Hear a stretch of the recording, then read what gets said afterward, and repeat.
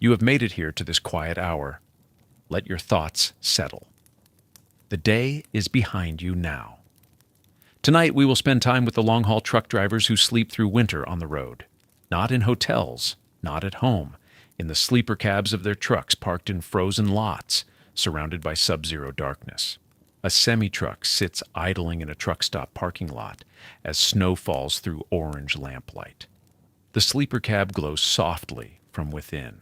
Inside, a driver prepares for another night in a space barely larger than a closet.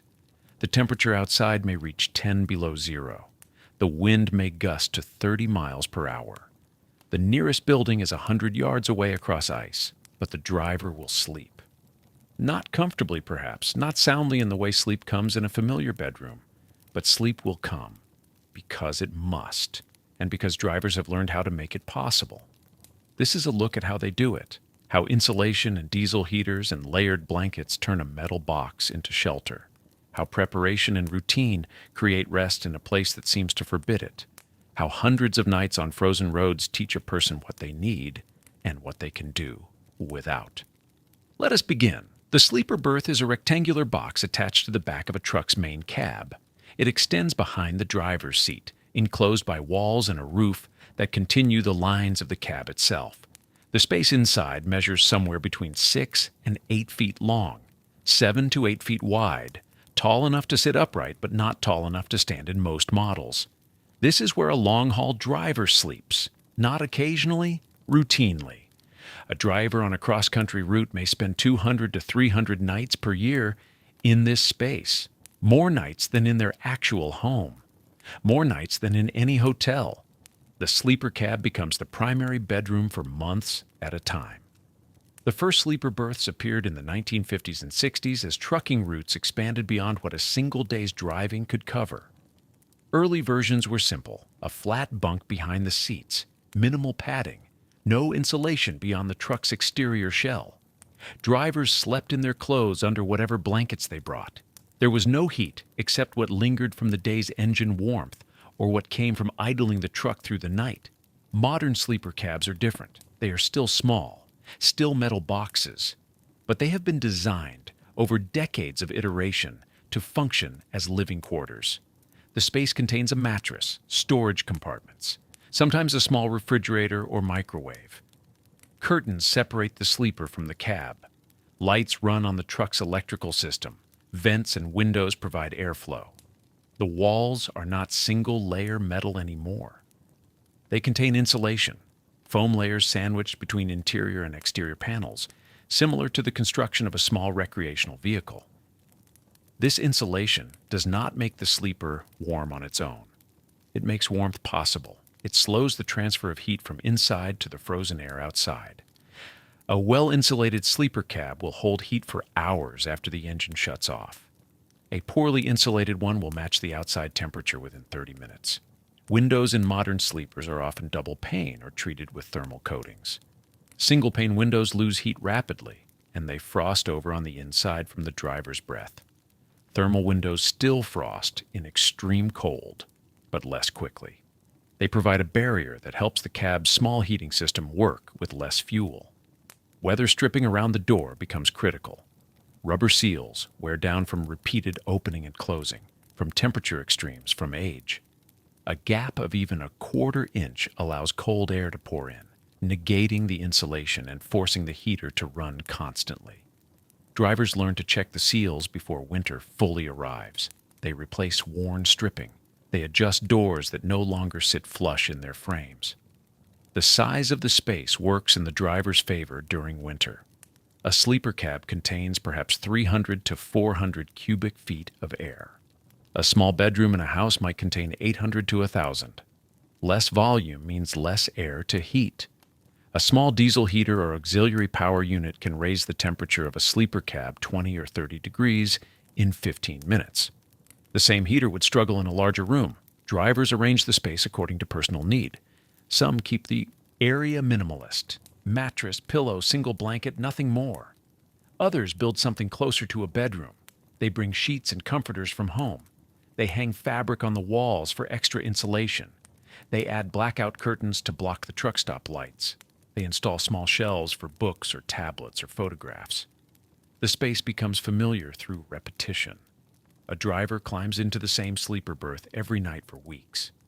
They learn where the light switch sits without looking. They know which storage compartment holds which item. They develop a physical memory of the space, moving through it in darkness without thought. The sleeper berth is not home. Drivers do not describe it that way, but it is also not entirely foreign. It occupies a middle territory, a place that is neither fully comfortable nor fully hostile, a place that becomes tolerable through adaptation, a place where sleep happens because the driver has learned how to make it happen. The cab sits on the truck's frame, which sits on the suspension, which rests on the tires. The whole structure transmits vibration and movement. When wind gusts against the side of the truck, the cab shifts slightly.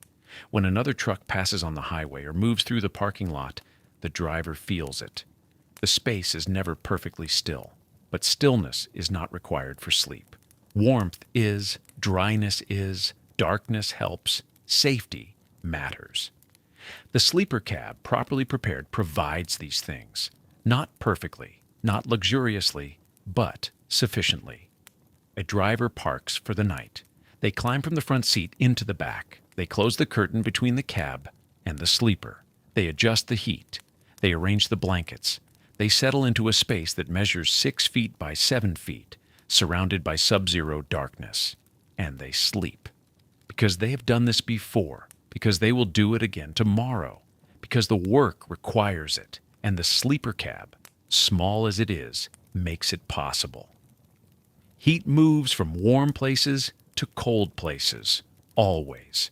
This is not a preference, it is physical law. A warm sleeper cab surrounded by air at 10 degrees below zero will lose its heat to the outside unless something slows that transfer. Insulation slows the transfer. It does not stop it. Nothing stops it. But insulation buys time. It reduces the rate at which warmth escapes. The better the insulation, the longer the warmth lasts, and the less energy is needed to maintain it.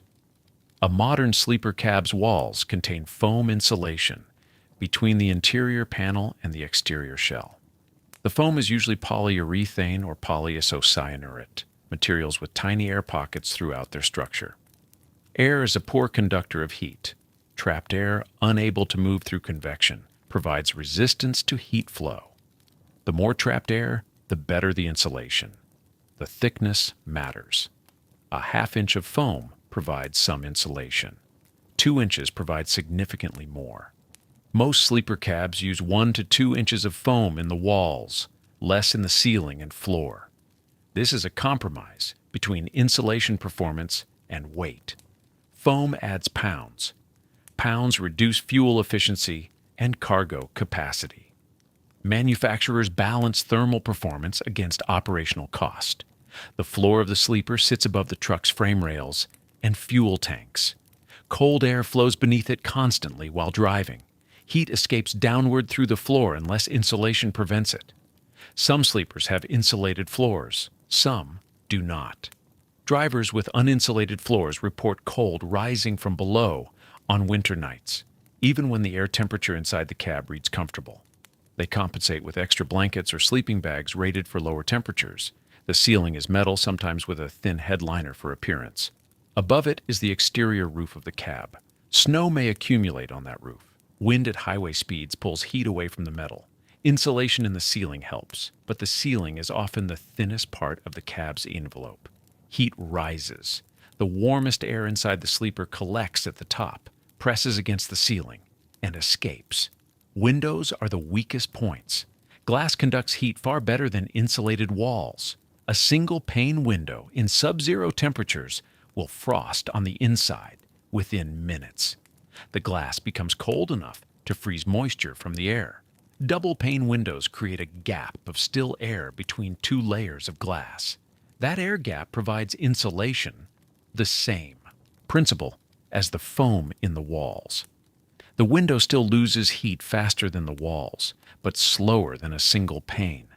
Some drivers cover windows with reflective insulation panels at night, rigid boards faced with foil that reflect radiant heat back into the cab. These panels fit into the window frames, held by friction or magnets. They eliminate the view outside, which does not matter during sleep. They add measurable warmth to the space. Weather stripping seals the gaps around doors and windows.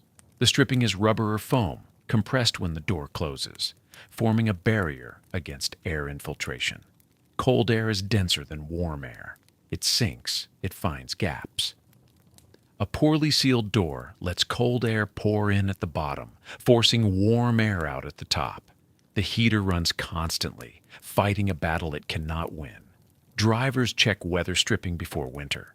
They run a hand along the door frame with the door closed, feeling for drafts. They look for light showing through gaps. They replace worn stripping. Some carry spare stripping and adhesive for repairs on the road. Curtains between the cab and the sleeper serve an insulation function beyond privacy. The cab has large windows, windshield side windows, that lose heat rapidly. The cab's volume is larger than the sleeper's. If the curtain stays open, the heater must warm both spaces. If the curtain closes, the heater only warms the sleeper. The curtain itself, especially if made of heavy fabric, adds a layer of still air that reduces heat transfer. Some drivers hang additional curtains or blankets around the sleeping area, creating a smaller insulated zone within the already small sleeper. This zone might be only 4 feet by 6 feet, just large enough for the mattress. The rest of the sleeper's space remains cold, but the driver, surrounded by fabric barriers, stays warm with less energy input. Heat escapes through ventilation as well. The cab must have some airflow. A completely sealed space will fill with carbon dioxide and moisture from the driver's breath. Moisture condenses on cold surfaces, creating frost and dampness. Airflow prevents this, but airflow also carries heat away. The compromise is a small vent, often cracked open an inch, enough to exchange air slowly without creating a draft. Some sleeper cabs have roof vents designed for this purpose. Others rely on a window opened slightly. The driver balances the need for fresh air against the cost of heat loss. The physics are simple. The application requires attention. A sleeper cab with good insulation, sealed weather stripping, thermal windows, and closed curtains will maintain warmth through a winter night with modest heater output. The same cab with worn seals, single-pane windows, and open curtains will struggle to stay warm even with the heater running continuously. Drivers learn these details through experience. They notice which nights they wake cold and which nights they stay comfortable. They identify the drafts and fix them. They add insulation where they can. They work with a space designed by engineers who balanced many priorities, and they adjust it for the single priority that matters most on a winter night: keeping warm enough to sleep. The exit sign appears in the headlights, one of the familiar names repeated across thousands of miles of highway. Flying J Pilot loves TA. The brands matter less than what they offer: light, bathrooms, pavement that has been plowed, a place to legally park for the night. The driver signals and leaves the interstate. The truck stop sits alone beyond the off-ramp, a pool of orange light in open darkness. The parking lot spreads wide, already holding dozens of trucks in neat rows. More arrive every few minutes as evening deepens. This is the rhythm of the profession. Drivers aim for the same stops at roughly the same hours, following invisible patterns shaped by hours of service regulations and the locations of distribution centers hundreds of miles behind and ahead. Finding a spot becomes the first task. The driver circles slowly through the rows, looking, not just for empty space, but for the right kind of space. Level ground matters.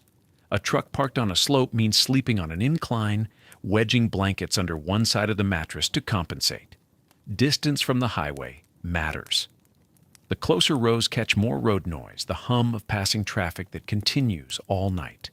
Proximity to the building matters. A shorter walk through. Freezing air to reach the bathroom, but also more noise from foot traffic, doors opening, engines starting. And then there are the shore power pedestals. They stand scattered through the lot, metal posts with electrical outlets, limited in number, available only in certain sections. A driver who reaches one can plug in and run a small heater or other devices without idling the engine or draining batteries. On winter nights, these spots fill first. The driver scans for the posts, looking for the rare sight of one still available. None visible in the first row. The second row shows only occupied spots, orange extension cords running from pedestals to parked trucks. The third row offers one open space, but no pedestal nearby. The driver takes it anyway. The truck eases into the spot, straightening, then stopping. The air brakes release with their sharp hiss. The parking brake engages. The driver sits for a moment, engine still running, looking out at the arrangement of surrounding trucks. A Freightliner to the left, its lights already off, curtains drawn. A Kenworth to the right, cab dark. Across the aisle, a Peterbilt idles loudly, its exhaust visible in the cold. The choices about the night ahead begin immediately. To idle or not to idle. To run the auxiliary power unit or try to conserve fuel. To use the portable heater or rely on blankets alone. Each driver calculates differently based on temperature, fuel prices, company policy, personal tolerance for cold, and the mechanical health of the equipment they operate. The driver checks the outside temperature on the truck's display. 18 degrees. Dropping toward single digits overnight according to the forecast checked an hour ago. Too cold to sleep without heat. The decision makes itself. The auxiliary power unit starts with a button press. A smaller diesel engine mounted under the bunk. It runs independently from the main engine. Louder than silence. Quieter than a full semi-engine.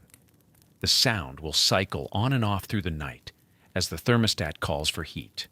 The main engine shuts down. The cab goes quieter, but not quiet. The APU hums. The truck to the right continues its louder idle.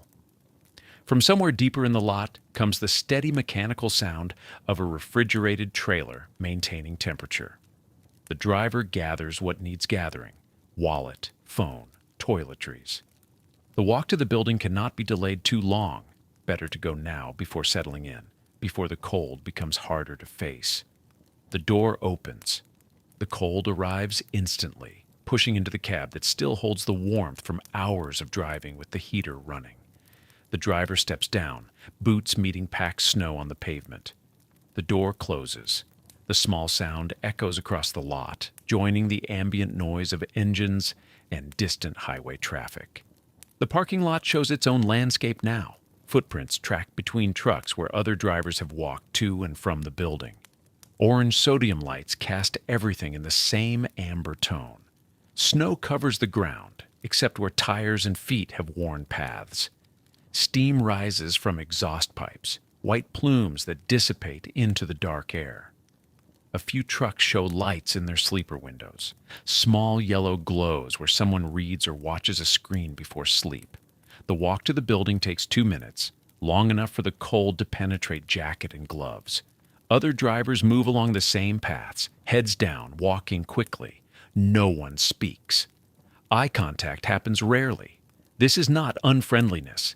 This is the understanding that everyone here wants the same thing: to finish the necessary tasks and return to whatever warmth they have created in their individual spaces. Inside, the building offers fluorescent brightness and overheated air. The contrast feels aggressive. A line forms at the bathrooms. The driver waits. A television plays in the dining area, sound inaudible under the general noise. A few drivers sit eating, but most have already returned to their trucks. The showers are all occupied, their status lights showing red, the necessary tasks complete. The driver steps back outside. The cold feels worse after the heated interior, sharper, more intrusive. The walk back to the truck happens faster than the walk in. The cab door opens. Climbing back inside feels like entering a small shelter. The APU has kept the space warm. The driver closes the door and locks it. Outside, the parking lot continues filling. More trucks arrive, their headlights sweeping across the rows as they search for remaining spots. The lot will be full before midnight. Some drivers will arrive and find nothing, forced to continue on to the next stop or park along the edges, without official spaces. But inside this cab, the night ahead has been secured. A spot, heat, proximity to facilities. The requirements have been met. What remains is the transition from driver to sleeper, from moving to stationary, from the public world of highways and regulations to the private world of a small insulated box where rest happens or does not happen depending on 100 small factors. The driver moves toward the sleeper berth, leaving the driver's seat empty. Behind the curtain that separates cab from bunk, the night begins properly. The parking lot holds its own weather, not the weather of the open fields beyond the lights, but a closer weather made from metal and fuel and human presence. Exhaust rises from dozens of trucks, small clouds that merge into a haze hanging over the rows. The smell of diesel thickens the air. The sound is not one sound, but many layered together. The low rumble of idling engines near and far, the sharper cycling of refrigerated trailers, the occasional hiss of air brakes, the distant whine of tires on the interstate. This is the sound that will persist through the night. Never quite silent, never quite loud. The lights create their own geography. Tall poles hold sodium lamps that cast their orange glow downward in overlapping circles. In their light, the snow looks amber instead of white. Shadows extend behind every truck, long and dark. The edges of the lot fade into dimness where the lights weaken. Beyond that, open darkness. Fields or scrubland or whatever surrounds this particular stop. The highway shows as a line of moving lights in the distance, traffic continuing east and west while the parked trucks remain stationary. Between the rows, the pavement has been plowed, but not perfectly. Snow remains in patches. Ice develops where water pooled and froze. Drivers walking to the building move carefully, aware of the traction under their boots. The paths most traveled show bare pavement, worn down by foot traffic. Less traveled areas hold unbroken snow, showing no prints. Each truck sits as a separate cell, close but isolated. A Volvo with Canadian plates, a Schneider Company truck with its bright orange trailer, an owner-operator rig with custom paint and extra chrome, flatbeds carrying steel covered in tarps, box vans with corporate logos, refrigerated trailers with their own diesel engines for temperature control. The variety means nothing to the drivers inside. Everyone is reduced to the same condition, trying to rest in a small space in winter. Some cabs show signs of life. A window glows yellow where someone reads by an overhead light. Another flickers with the blue cast of a television or tablet screen. Most remain dark, curtains drawn, drivers already trying to sleep or at least lying down. The curtains themselves vary. Factory-installed privacy screens, heavy blankets pinned across the windshield. Reflective insulating panels cut to fit. Each driver has developed their own system for blocking light and holding warmth. The idling pattern reveals different approaches. Some trucks run continuously, their owners choosing to pay for fuel rather than risk cold or engine starting problems. Others sit silent, drivers relying on alternative heat sources. Some cycle, engines starting for 20 minutes to charge batteries and warm the cab, then shutting off until the cold builds again. The sound of an engine starting happens every few minutes somewhere in the lot. The sound of one shutting down happens just as often. The overall rumble remains constant. The people themselves are rarely visible. A driver emerges from a cab, walks to the building, returns. Another stands outside smoking, breath and cigarette smoke both visible in the cold. Someone checks their trailer, walking its length with a flashlight. But mostly the drivers stay inside their trucks, separated from each other by metal walls and the unspoken rules of the culture. Privacy is respected, distance is maintained. The community exists but remains invisible, present only in shared experience rather than interaction. The CB radio connects them, though most leave it quiet at night. Channel 19 carries occasional transmissions, a driver asking about road conditions ahead. Another warning of police activity, someone making a joke that gets no response. The voices are disembodied, coming from everywhere and nowhere in the darkness. Most drivers listen passively, if at all, too tired to engage, wanting only quiet. The building itself stays lit and staffed around the clock. Through its windows, movement shows. Drivers entering for bathrooms or food, staff behind the counter. The bright interior looks warm and inviting from outside, but no one lingers there long. The truck is home, not the public building. The building is only for what cannot be done in the cab: using proper bathrooms, buying supplies, accessing showers. The shower rooms stay busy even late. Drivers wait for openings, some having gone days without access to running water. The truck stop offers this necessity, and drivers use it despite the hour and the cold walk required. The routine is efficient: shower, dress, return to truck. 20 minutes away from the sleeper cab. As the night deepens, the arrival rate slows. By 9 or 10, most spots are filled. Latecomers circle the lot repeatedly, looking for missed spaces or waiting for someone to leave. The lot operates at capacity, pushed to its limits by the convergence of weather, regulations, and the geography of major freight routes. And somewhere in this crowded isolation, drivers try to sleep. They lie in their bunks while orange light filters through curtains. They adjust to the sound of neighboring engines. They feel the subtle vibrations of their own truck systems running. They pull blankets tighter as cold seeps in around windows. They wake when someone parks too close and slams a door. They check phones for messages from dispatchers or family. They calculate hours until they must drive again. The parking lot contains all of this.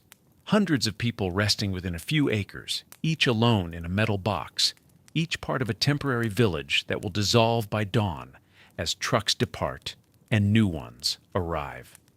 The community exists without contact, without conversation, without any acknowledgement beyond the simple fact of shared presence. Outside the circles of light, snow begins falling again. Small flakes that drift through the orange glow and disappear into shadow. The forecast called for this. Drivers check before parking, knowing it would come. It adds another element to the night. Accumulation that will need clearing from windshields before departure. Slippery conditions for the morning walk, extra cold seeping through metal skin. But for now, that is a problem for later. For now, there is only this moment, parked, stationary, committed to this spot until the required rest period ends. The driver lies in the sleeper berth. The APU cycles.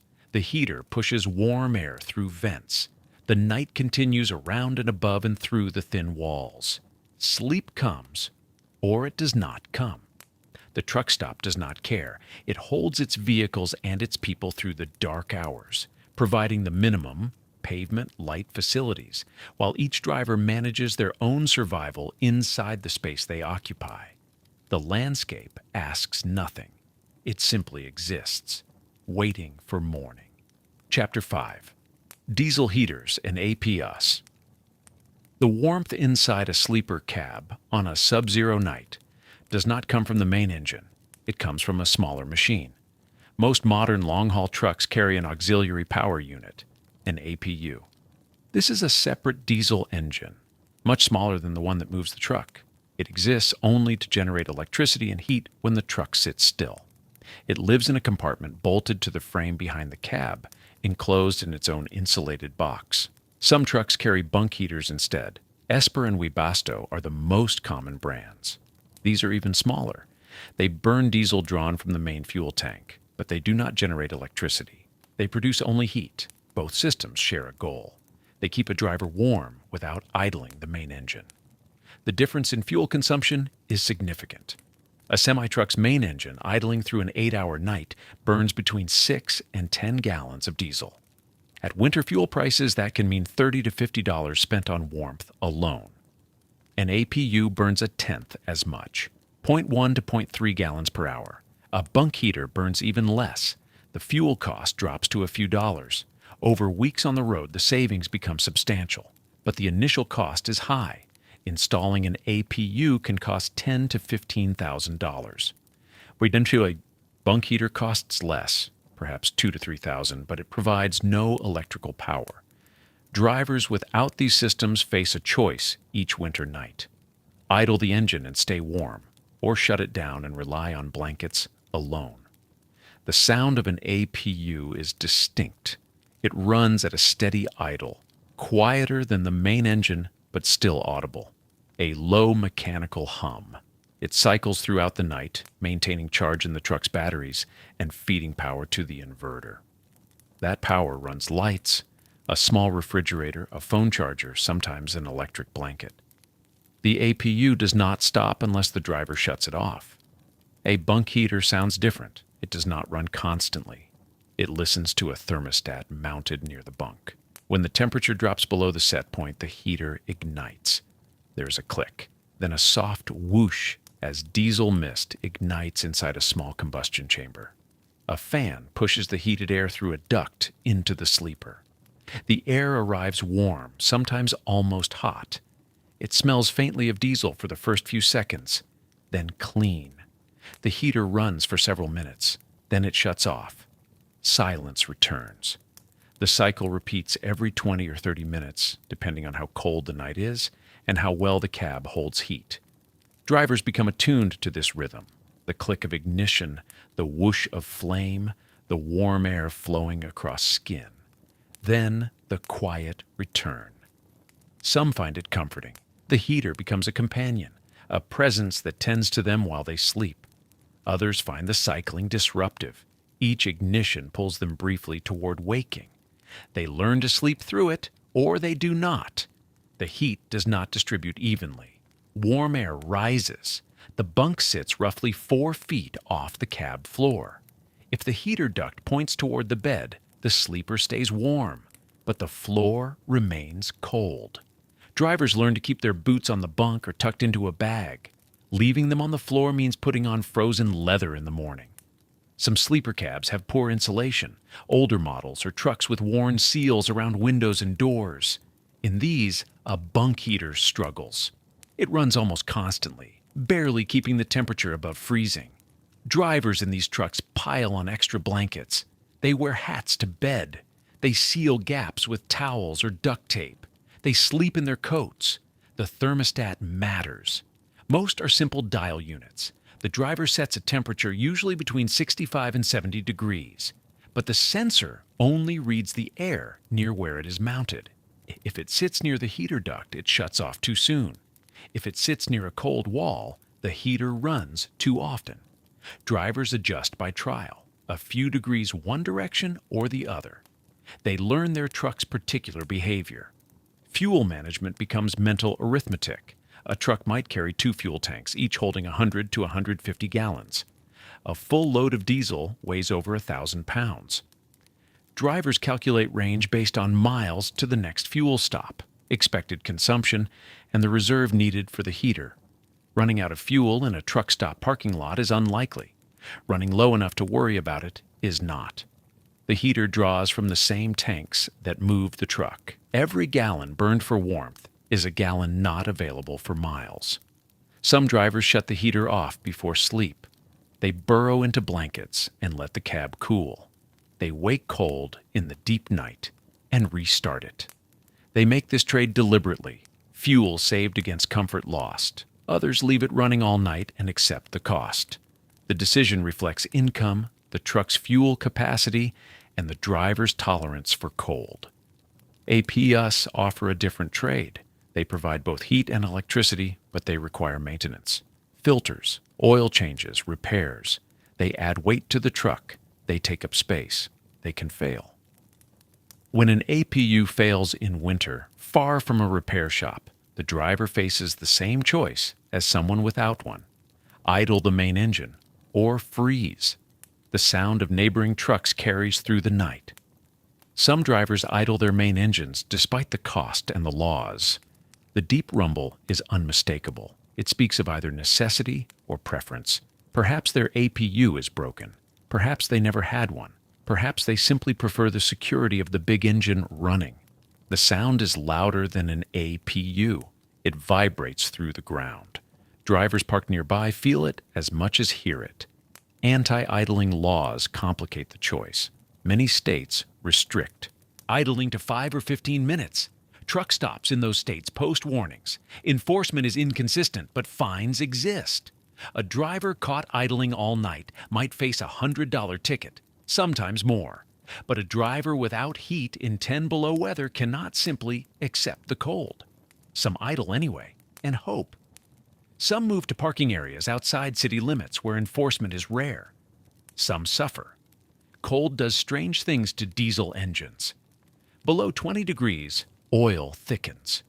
Fuel can gel, though winter fuel blends resist this. Batteries lose capacity. A truck that sits all night in severe cold without running may not start in the morning. Experienced drivers know this. They know the temperature threshold for their particular engine. They know whether their batteries are new or old. They make calculated decisions.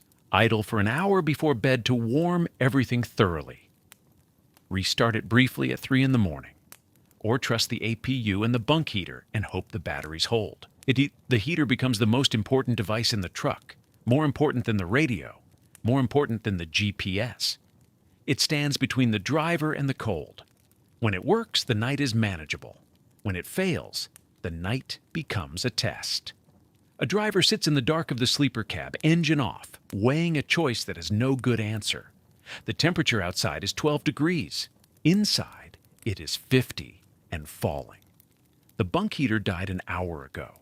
There is no APU. The nearest repair shop that might have the part is 200 miles away and closed until Monday. It is Friday night. The main engine could solve this. Turn the key. Let it idle. The coolant would warm. The heater core would radiate warmth into the cab. 8 hours of idling. 8 to 10 gallons of fuel. $40 more or less. And the possibility of a fine if someone enforces the idling laws here. But there is another cost. The cost that lives in the mind.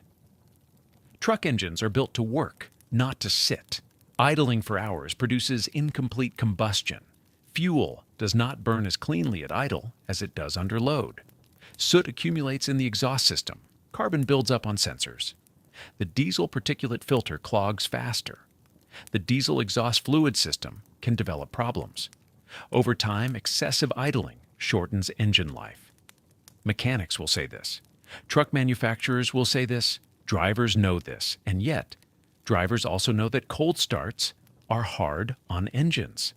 Thick oil does not flow well. Metal contracts. Seals become brittle. Asking an engine to turn over in subzero temperatures after sitting all night is asking it to work at a disadvantage. Some drivers believe that idling through the night is gentler than a single cold start. Others believe the opposite. Both have reasons. Neither can prove it definitively. This uncertainty makes the choice harder. The driver in the dark cab runs the arithmetic again.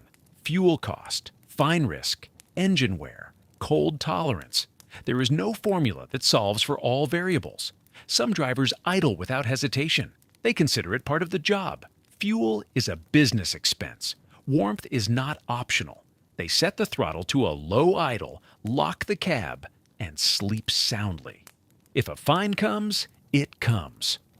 Most nights, it does not. Enforcement is sporadic. Many truck stops are outside city limits where local police do not patrol. Some states exempt trucks from idling bans when temperatures fall below certain thresholds, 20 degrees or 10, depending on the state. Other drivers refuse to idle except in extremes. They wear the refusal as a point of pride. They layer blankets. They use sleeping bags rated for winter camping. They tolerate discomfort in exchange for saving fuel and reducing wear. They sleep less well, but they sleep. The calculation changes with temperature. At 30 degrees, most drivers will not idle. The cold is manageable. At 10 below, most will.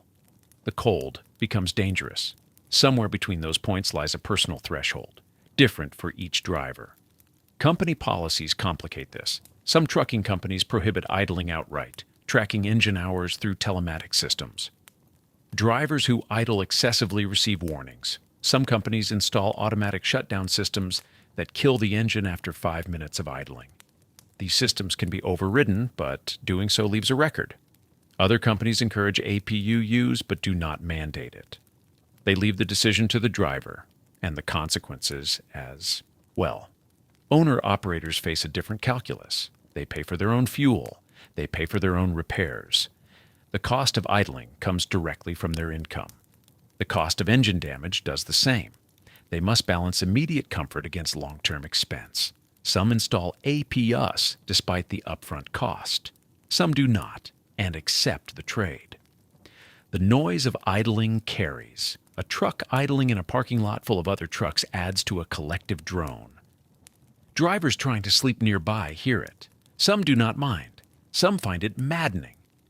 There is no way to idle quietly. The exhaust note is deep and constant. It vibrates through the pavement. Drivers parked close enough can feel it in their own cabs. Truck stops in cold regions sometimes offer shore power or idle reduction hookups. These provide electricity and sometimes heat without requiring the engine to run. They cost money, $10 to $15 per night, but less than idling. Not all spaces have them. They are first come, first served. Drivers arriving late find them occupied. The choice returns. There are stories drivers tell each other. The driver who refused to idle, who buried himself in blankets, who woke shivering and disoriented at 4 a.m. and could not get warm again. The driver who idled all night in a state with strict enforcement and woke to a $200 ticket tucked under the wiper. The driver whose APU failed in Montana in January, who idled for 3 nights straight waiting for a part, who calculated the fuel cost at $150 and decided it was worth every gallon. These stories serve as cautionary tales and as justifications. Every driver references them when making the choice. Weather forecasts matter. A driver checking the forecast before bed sees that temperatures will drop to 5 below by dawn. This knowledge pushes the decision toward idling. Another night, the forecast shows 20 degrees and rising. The decision shifts away. Drivers learn to read weather patterns, to anticipate cold snaps, to plan fuel stops around expected temperatures. Some drivers compromise. They idle for the first few hours, warming the cab thoroughly, then shut down and rely on blankets. They wait cold near dawn and restart the engine for the last hour. This split approach saves some fuel, provides some warmth, and spreads the risk. The ethical dimension exists quietly. Idling burns fuel for no productive purpose. It releases exhaust into the air. Drivers are aware of this. Some care deeply, some do not. The awareness does not always change the choice. When the choice is between environmental impact and freezing, most drivers choose warmth. Mechanical fear underpins much of the idling decision. Fear that the truck will not start. Fear that something will break in the cold. Fear of being stranded. These fears are not irrational. Cold-related breakdowns happen. Gelled fuel, dead batteries, cracked blocks in extreme cases. A driver alone in a truck stop parking lot in the middle of the night, far from help, weighs these fears heavily. The idling dilemma has no solution, only choices. Each night the choice is made again, slightly differently, based on temperature and fuel and money and fear and comfort, and a dozen other factors that shift in weight. The driver in the dark cab with the broken heater sits for another minute, then reaches for the key. The engine turns over, catches, settles into its idle. Warm air will arrive in 10 minutes. The choice is made. Tomorrow it will be made again. The final walk happens before you need it. A driver climbs down from the cab at 9 in the evening, boots hitting frozen asphalt, knowing the trip to the facilities now prevents the trip at 3 in the morning. Outside temperature reads 12 degrees. Inside the truck stop, fluorescent light and overheated air. Men in winter coats queued at the counter, the smell of roller grill food and industrial cleaner. The walk back crosses 50 yards of parking lot, snow compressed to ice under truck tires, breath visible in the glow of sodium lights. Other drivers move between their trucks in the building, silent figures in heavy jackets completing the same evening tasks. Back inside the cab, the door closes and seals. The heater has kept the space warm. Now the small tasks begin. Drivers arrange the sleeping berth with the precision of people who have done this hundreds of times. Phone plugged into charger set on the small shelf within. Arm's reach, flashlight beside it. Water bottle positioned where it will not tip but remains accessible. The locations matter. In darkness, at 3 in the morning, You need to find things without thought. Clothing for morning laid out on the passenger seat. Boots positioned at the edge of the berth, laces loosened for quick entry. Jacket hung on the hook behind the driver's seat. Some drivers prepare these things the way hospital nurses set up instrument trays. Each item placed deliberately, the order consistent night after night. The bedding itself requires attention. Sleeping bag unrolled and spread across the mattress. Blankets pulled from where they were stuffed during the day. Wool blanket first, then fleece, then the comforter on top. Some drivers use 3 blankets, some use 5. The number depends on the heater's reliability, the truck's insulation, the outside temperature, and personal cold tolerance. Pillows positioned. 2, usually. 1 under the head, 1 pulled against the body, or wedged against the wall to prevent rolling. Familiar pillowcases from home make the narrow berth feel slightly less foreign. Curtains drawn fully closed. Heavy insulated fabric that blocks light from the parking lot and creates a smaller space within the already small space. Heat concentrates behind the curtain. The cab's front section cools. The sleeping area stays warmer. The curtain becomes a wall. Some drivers hang reflective emergency blankets behind the regular curtains. The metallic fabric catches and redirects heat. The temperature difference can reach 10 degrees between an uncovered berth and one wrapped in both fabric and reflective barriers. The addition costs nothing and weighs nothing. Veterans know this. Before settling in, the weather check. Phone screen glowing in the darkened cab. Forecast for overnight and morning. Predicted low temperature, wind speed, chance of snow. These are not idle curiosities. They determine whether you will wake to cleared roads or to plows still working. Whether departure will happen on schedule or wait until visibility returns. The forecast also suggests how many layers to sleep under. A night dropping to 0 requires different preparation than a night staying at 25. Drivers learn to read the predictions and adjust accordingly. Too many blankets and you wake at 2 in the morning overheated and restless. Too few and you wake shivering, pulling knees to chest, sleep broken. Alarms get set. Primary alarm on the phone. Backup alarm on a separate device. Some drivers set 3. The consequence of oversleeping is not merely inconvenience. It is lost income, missed delivery windows, hours of service violations, and appointment times that cannot be recovered. So, multiple alarms. Different tones, positioned where they cannot be silenced without waking fully. The mental shift happens last. All day the driver has been moving, steering, shifting, watching mirrors, calculating distances. The mind has stayed alert and active. Now it must release that alertness. The truck is parked. The brakes are set. Nothing requires attention until morning. The transition does not happen instantly. Some drivers read paperback books or tablets loaded with novels, mystery stories and thrillers, science fiction, westerns. The genres vary, but the function remains the same. The narrative pulls attention away from the day's concerns and towards something unrelated to miles and schedules. Others watch movies, tablets propped on pillows, earbuds blocking the sounds from neighboring trucks. The films have been downloaded at home or at truck stops with reliable internet. Streaming is impossible here. The parking lot Wi-Fi barely loads text, so libraries have saved content. Familiar movies watched many times because they require no attention and produce no stress. Some talk on the phone, calls home to spouses, to children, conversations about the mundane details of family life happening in warm houses in towns the driver will not see for days or weeks. The voices provide connection across distance. They also remind the driver of what waits at the end of the current run. The phone calls do not make the sleeper cab more comfortable, but they make the discomfort more tolerable. A few drivers drink tea, small electric kettles that plug into 12-volt outlets, water heated slowly, instant tea or cocoa mixed in insulated mugs. The warmth held between both hands. The routine of preparation and consumption creates a boundary between driving and sleeping. The drink becomes a signal. This part of the day has ended. The next part begins. The cab grows quieter. Outside sounds continue. Other engines idling, distant voices, the occasional air brake hiss, but they fade into background. The heater cycles. Warm air moves through vents. The temperature inside the curtained berth stabilizes. Drivers settle into the bedding, positioned on one side usually. The berth is narrow. There is no room to sprawl. The body learns to sleep in a compressed posture. Some nights this happens easily. Other nights the position feels wrong and requires adjustment. Pillow shifted, blanket pulled higher.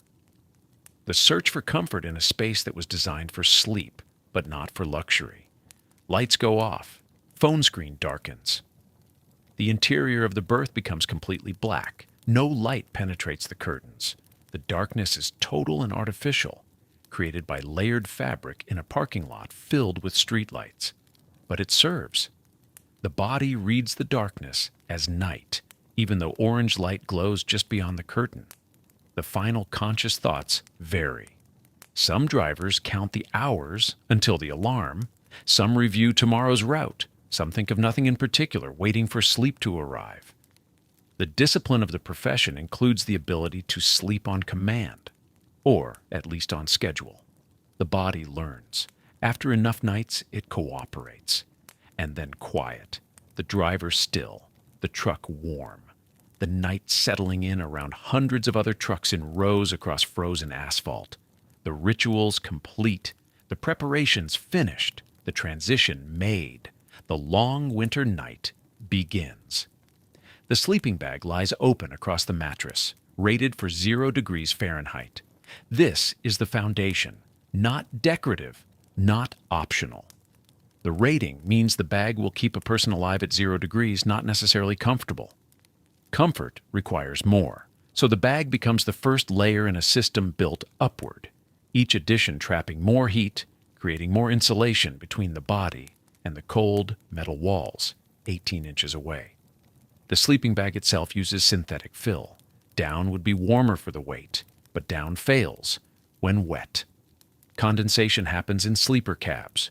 Moisture from breath, from body heat, meeting cold surfaces. Synthetic fill maintains insulation when damp. It dries faster. It costs less to replace when it wears out. Drivers choose function over elegance. Some drivers climb inside the sleeping bag and zip it closed. Others leave it open and use it as a bottom layer, a thick blanket between body and mattress. Both methods work. The choice depends on personal preference and how the rest of the bedding is arranged. Above the sleeping bag, the first blanket. Wool, often. Heavy wool blankets in solid colors, the kind sold at farm supply stores and military surplus outlets. Wool insulates even when wet. It does not melt if it touches a heater vent. It lasts for years. The weight of it provides pressure that many drivers find comforting. The blanket covers the sleeping bag completely, tucked in at the edges where the mattress meets the berth walls. Then fleece, lighter than wool, softer against skin. Fleece blankets in dark colors that do not show the dirt accumulated over weeks on the road. The fleece adds warmth without adding much weight. It dries quickly if it gets damp. Some drivers use 2 fleece blankets. The material is cheap enough to replace and available at any Walmart. On top of the fleece, a comforter. Down or synthetic, down alternative. The kind of comforter used in ordinary bedrooms in ordinary houses, except here it serves a more critical function. The comforter traps the warmth generated by the body and held by the layers beneath. It creates the final barrier between the sleeper and the cold air that settles in the top portion of the cab, even with the heater running. This is the standard stack: sleeping bag, wool blanket, fleece, comforter. 4 layers. Total weight, perhaps 15 pounds. Total warmth enough to sleep comfortably in a space where the interior temperature might drop into the 40s during the coldest part of night if the heater cycles off. But some drivers add more. A 5th blanket, another fleece or a cotton quilt pulled up to the chin. An electric blanket underneath the sleeping bag, plugged into an inverter, set on low. The electric heat rises through the layers. The driver can sleep with fewer blankets on top or turn the electric blanket off once the berth warms and rely on retained heat. Electric blankets require careful power management. They draw current continuously. A driver running an electric blanket all night must ensure the inverter connects to a battery bank large enough to sustain the load, or that the truck is plugged into shore power. The calculation matters. A dead battery in the morning means no engine start, no departure, and the cold certainty of waiting for a jump. Heated mattress pads offer an alternative. They sit directly on the mattress under the sleeping bag. The heat radiates upward into the body rather than having to penetrate down through layers. Some drivers prefer this. The warmth feels more direct. The pad uses less power than a full electric blanket. 12-volt versions exist, designed specifically for trucks, drawing from the same system that powers lights and small appliances. Pillows matter more than might be expected. Drivers bring pillows from home, not the thin foam pillows found in truck stop stores, but actual bed pillows in familiar cases. The pillow becomes one of the few personal items in the cab, one of the few things that smells like home rather than diesel and plastic. Some drivers travel with 2 pillows, one for the head, one for the body. The second pillow gets tucked against the stomach or held against the chest. It fills the space. It makes the narrow berth feel less empty. Beyond the bedding itself, the curtains. Heavy insulated curtains that hang from tracks mounted to the cab ceiling, separating the sleeper berth from the front seats. The curtains are not simply privacy screens. They are thermal barriers. The fabric is thick, sometimes quilted, sometimes lined with reflective material. When drawn fully closed, they create a room within a room. The front of the cab, windshield, side windows, dashboard, becomes a cold zone. Heat escapes through glass. Metal surfaces conduct cold inward. The heater works to warm this space, but the effort is inefficient. The curtain stops this. It traps warm air in the berth and allows the front section to cool. The temperature difference can reach 15 degrees. The curtain makes the heater's job possible.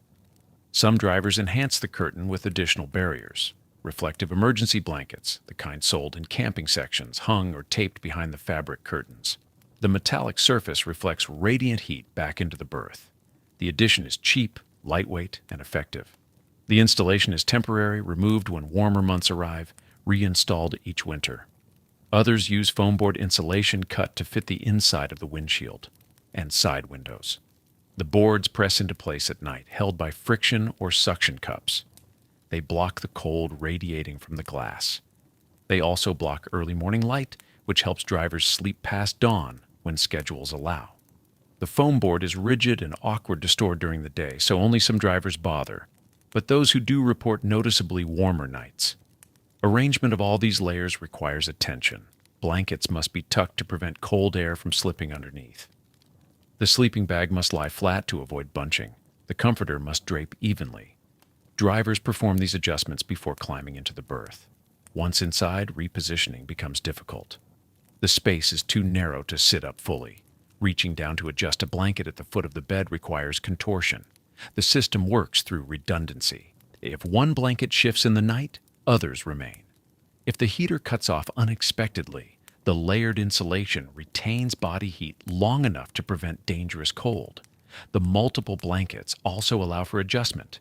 Too warm, and one blanket gets pushed aside. Still too warm, and another comes off. Cold returns, and the blankets get pulled back into place.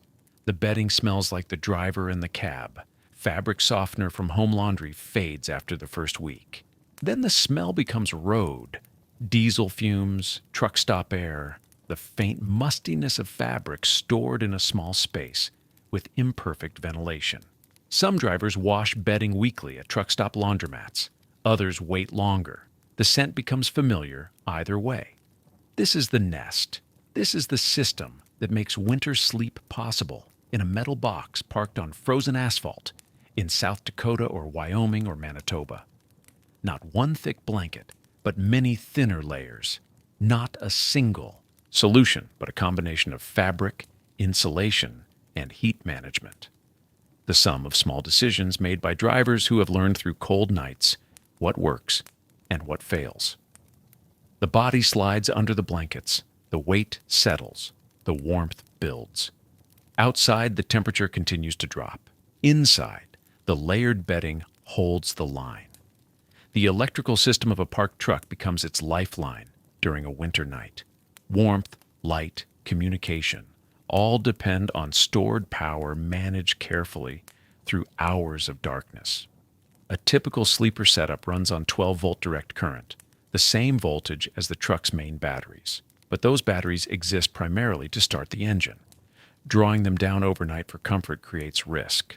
A driver who uses heat, light, and devices without planning may wake to dead batteries and an engine that will not turn over in sub-zero morning air. The solution sits in careful separation of power systems. Many drivers install secondary battery banks, deep cycle batteries designed for prolonged discharge rather than the quick burst starting batteries provide. These sit secured in compartments beneath the sleeper or inside boxes, wired separately from the truck's main electrical circuit. During driving hours, the alternator charges both systems. During rest, only the auxiliary bank powers the sleeper cab. A typical deep cycle setup might include two 6-volt batteries wired in series or a single heavy marine battery. The capacity determines how long a driver can run devices before needing to recharge. A modest bank provides enough power for LED lights, phone charging, and a small fan through a winter night. More extensive systems support heated mattress pads, small refrigerators, or laptop use. The inverter converts 12-volt DC power into standard household AC current. This small metal box, usually mounted near the batteries or inside the sleeper, allows drivers to plug in normal electrical devices. Inverters come rated by wattage. A 300-watt model handles phone chargers and LED lights. A 1,000-watt version can run an electric blanket or small heater. The larger the inverter, the faster it drains the battery bank. Drivers learn precise calculations. An electric blanket draws perhaps 75 watts. Running for 8 hours consumes 600 watt-hours of power. A battery bank storing 1,200 watt-hours could theoretically run that blanket all night, but discharging batteries fully shortens their lifespan. Most drivers aim to use only 50% of capacity, keeping reserve power for morning needs. Shore power changes everything. Many truck stops offer electrical hookups, pedestals with outlets positioned between parking spaces, like those at RV campgrounds. A driver who secures a shore power spot can plug a heavy extension cord into the pedestal and run devices directly from grid electricity, bypassing batteries entirely. The shore power cord emerges from a storage compartment, thick and bright orange, 50 feet long to reach distant pedestals. The driver connects it to an inlet mounted on the truck's exterior, usually near the sleeper. Inside, this power feeds outlets without touching the battery system. An electric heater can run all night. A microwave becomes usable. The coffee maker works, but shore power spots are limited and often occupied. Truck stops might have 20 fueling positions and only 8 shore power hookups. Drivers willing to pay extra and arriving early enough claim these spaces. Others rely entirely on their battery banks and fuel-powered heaters. Some newer trucks use electric APU systems rather than diesel-fired units. These employ large battery banks, sometimes lithium-ion batteries like those in electric vehicles, charged while driving or through shore power. The stored electricity runs climate control, outlets, and lights. The system operates silently, without exhaust or fuel consumption. But the technology remains expensive. The battery banks cost thousands of dollars and add significant weight. A driver settling in for the night makes decisions based on available power. With shore power connected, the electric mattress pad can stay on continuously, set to medium heat. Without it, the pad might run for 2 hours to warm the bed, then switch off to conserve batteries. LED reading lights replace older incandescent bulbs throughout the cab. A 12-watt LED provides the same light as a 60-watt traditional bulb while drawing a fraction of the power. The phone charging cord stays plugged in, drawing minimal power through the night. The tablet perhaps charges during early evening, then disconnects. The small 12-volt television some drivers install might run for an hour before sleep, then powers down. Each device represents a small drain calculated against total capacity. Voltage monitors provide reassurance. A small gauge mounted near the bunk displays battery voltage in real time. 12.6 volts indicates full charge. 12 volts means 50% capacity. Below 11.5 suggests dangerous depletion. Drivers glance at this gauge before sleep and upon waking, tracking their power budget through darkness. The inverter emits a faint, high-pitched hum when active, converting DC to AC. Some drivers learn to hear this sound change as loads increase or decrease. The hum rises slightly when the electric blanket cycles on. It steadies when only the phone charges. In quiet moments, it becomes part of the sleeper's acoustic landscape, another mechanical companion through winter nights. Battery management represents yet another skill in the driver's survival repertoire. Understanding amp hours and wattage, calculating discharge rates, knowing when to idle the engine for charging versus when to conserve fuel, these calculations happen constantly, often unconsciously. The systems work invisibly until they fail, and failure in winter darkness carries consequences beyond mere inconvenience. A driver who manages power well moves through the night, using electricity as carefully as they use fuel and warmth. Lights glow when needed, then extinguish. Heat arrives in measured doses, devices charged during optimal windows. The battery bank gives what it can, and the driver asks only what it can provide. This electrical web, batteries, inverters, shore power monitors, transforms the sleeper cab from passive shelter into active environment. Power enables the small comforts that make winter nights endurable. The reading light extending evening by an hour. The heated pad taking edge off the cold. The phone connecting voice to distant home. All of it dependent on stored electrons, managed carefully, flowing through copper wire in the darkness. The transition into sleep begins not with unconsciousness, but with stillness. The driver has finished preparations. The exterior doors are locked. The curtains seal the sleeper from the cab. The heater runs steadily, having brought interior temperature up from freezing to something approaching comfort. Outside, full darkness has settled over the truck stop, the parking lot illuminated only by scattered orange lights and the glow from other sleeper cabs. The driver lies on the bunk, still wearing thermal layers, buried under blankets not yet fully warmed by body heat. The mattress pad underneath radiates gentle warmth, powered by the electrical system humming quietly in its compartments. The pillow, brought from home, familiar, supports a head tired from hours of highway concentration. For a while, sleep does not come. The body must first accept the stillness. Muscles accustomed to constant vibration and small corrective movements now lie motionless. The inner ear, adjusted to the swaying of the truck on road surfaces, recalibrates to true horizontal. The nervous system, alert for hazards and navigation decisions throughout the day, begins its slow shutdown. The heater cycles. Every 12 or 15 minutes, depending on outside temperature and thermostat setting, it clicks off. The fan stops. The combustion chamber goes silent. In this pause, other sounds emerge. The wind outside, a distant truck door closing, the tick of cooling metal. Then the heater ignites again with a soft whoosh. Air begins moving. Warmth resumes its circulation. This rhythm becomes the pulse of the night. The driver's breathing synchronizes unconsciously with the heater's cycle. Deep inhalations during the warm air flow, settling during the quiet pauses. The temperature fluctuates slightly, warmer when the heater runs, cooling fractionally during the off periods. The body registers these changes without fully waking, adjusting to the pattern. The cab gradually accumulates warmth in its fabric and surfaces. The blankets trap body heat. The insulated walls hold temperature. What began as a cold metal box now functions as a thermal envelope, maintaining its own climate against the winter outside. The driver's breath no longer shows as visible vapor. The cold that presses against the exterior walls cannot penetrate to the sleeping area. Outside sounds fade into background texture. The idling engines of neighboring trucks become white noise. The occasional diesel engine starting or shutting down no longer triggers alertness.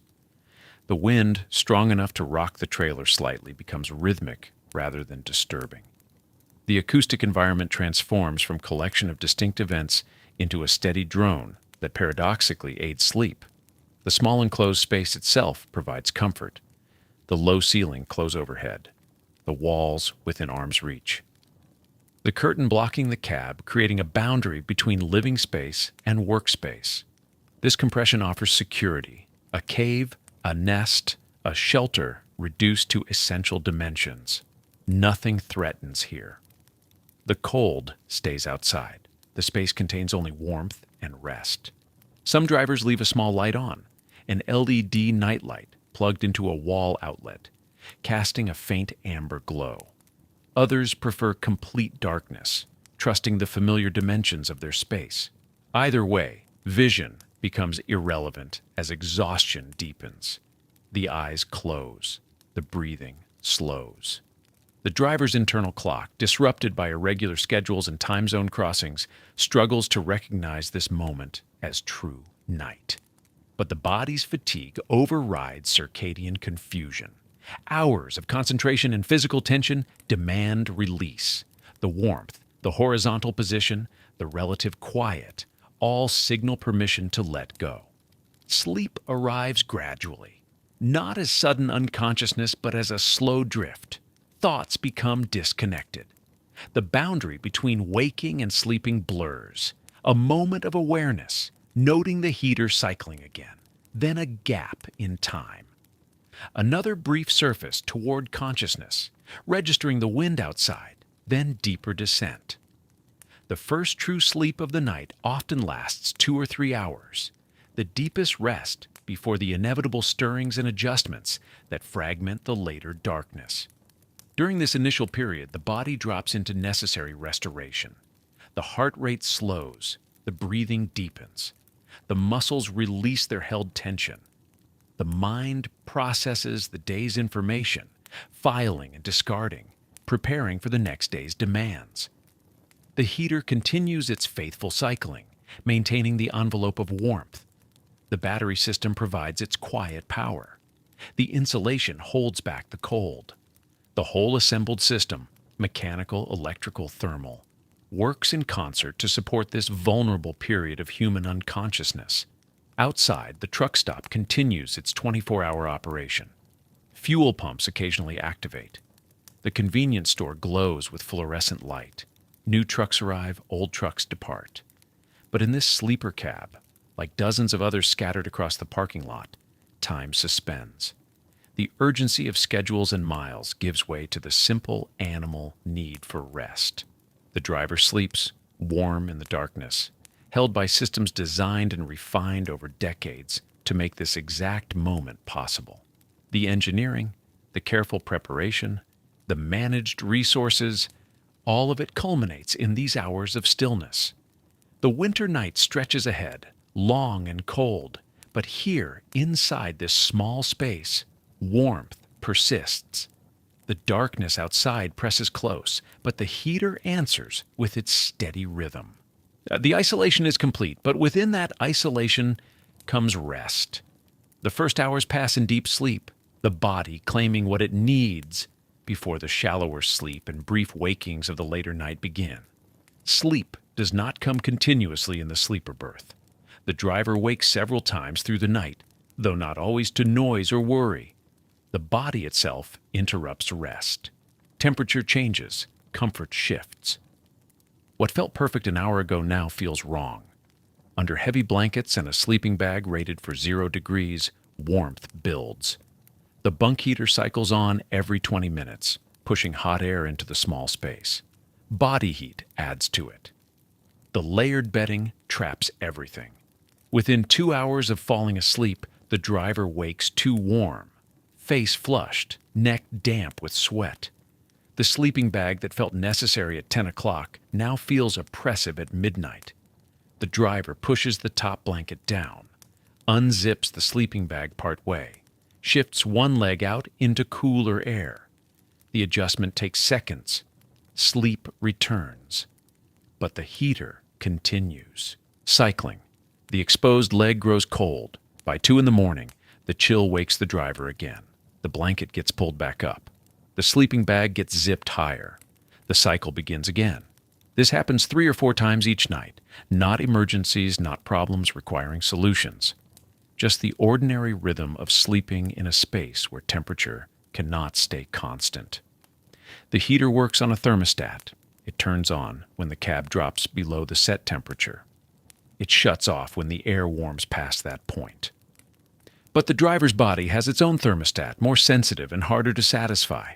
Some drivers sleep in thermal underwear and wool socks, adding insulation to their bodies rather than relying entirely on blankets. This spreads warmth more evenly. It reduces the need to burrow completely under covers, but it also means waking up overheated when the bunk heater runs longer than usual. Other drivers prefer loose cotton clothing and lighter blankets, accepting that they will wake up cold and need to adjust. They keep an extra fleece within reach, pulling it on without fully waking, then removing it an hour later when warmth returns. There is no perfect system. Every driver makes compromises. The head presents its own problem.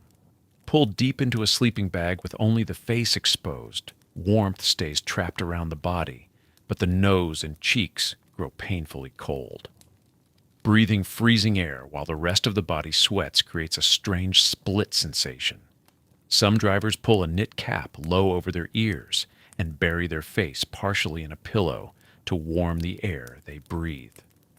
Others drape a corner of blanket loosely over their head, creating a pocket of warmer air without fully covering their face. Condensation complicates everything.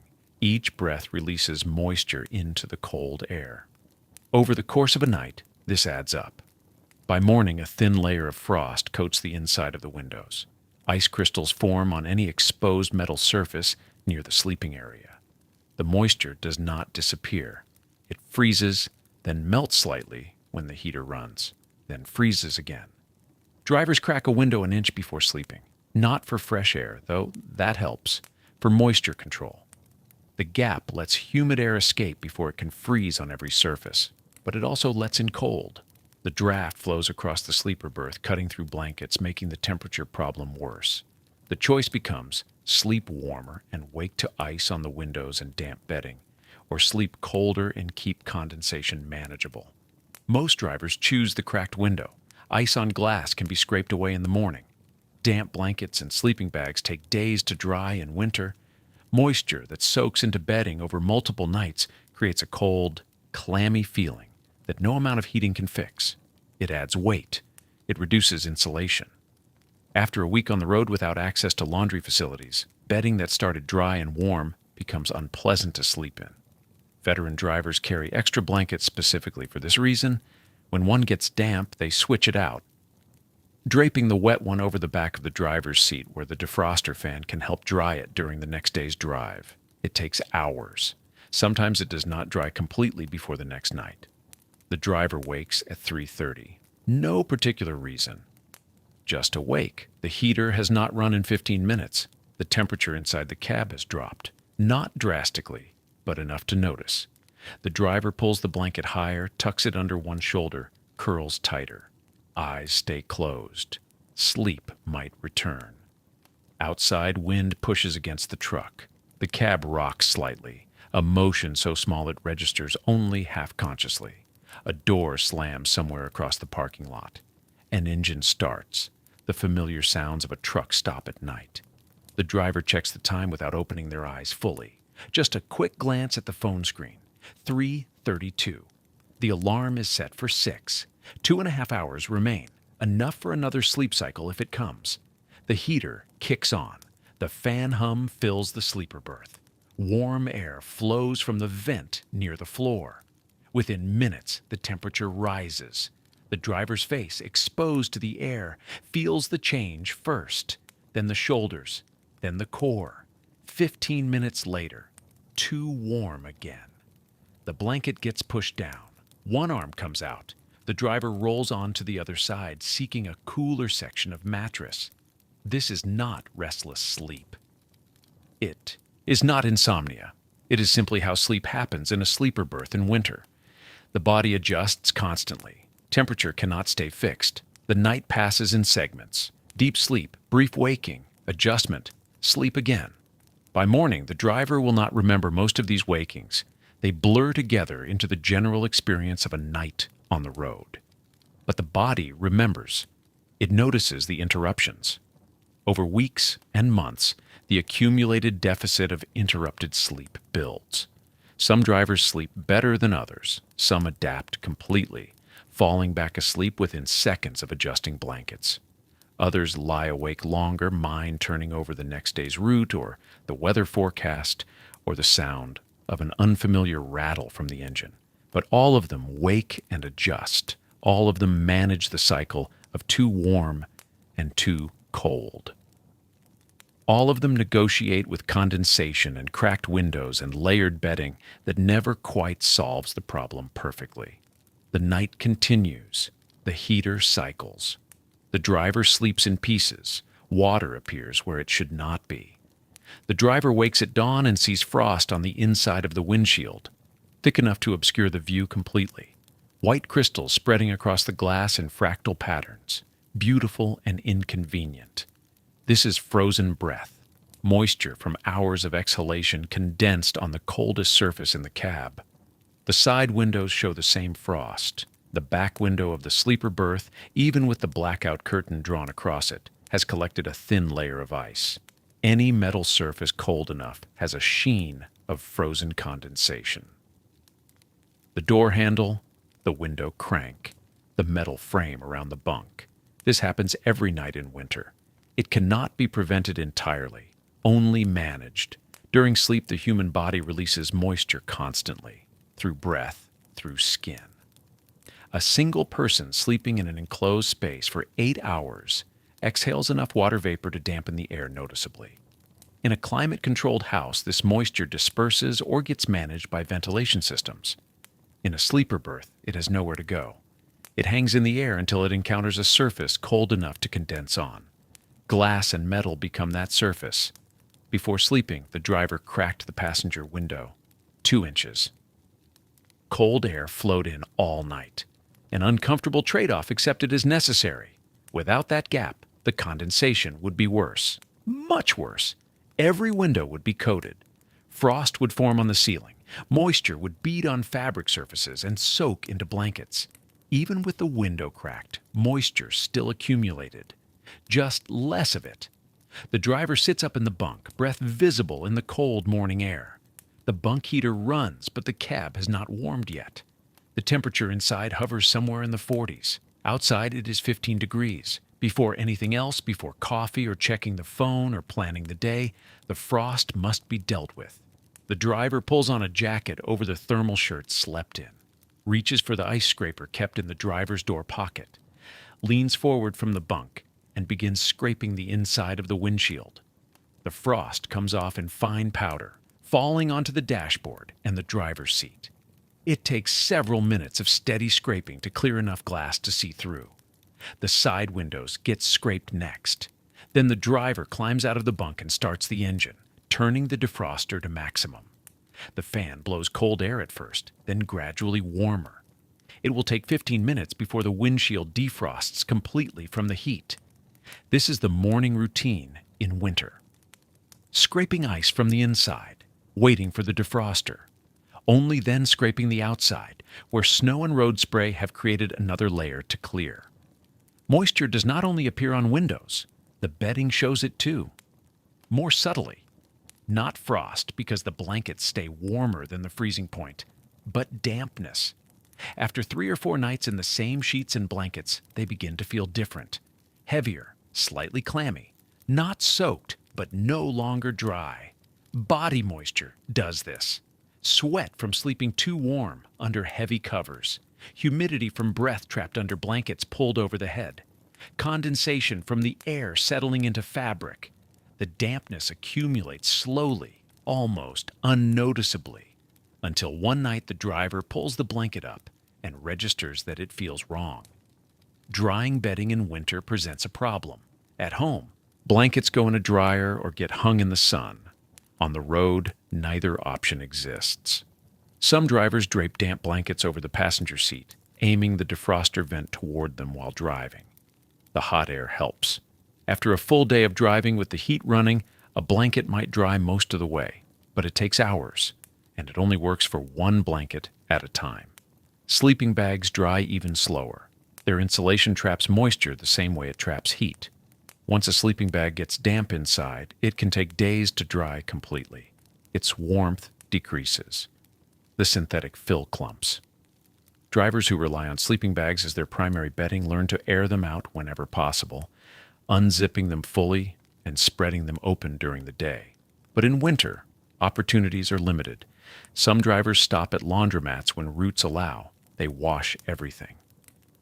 Blankets, sheets, sleeping bags, pillowcases. They sit in plastic chairs under fluorescent lights, drinking vending machine coffee, waiting for industrial dryers to finish.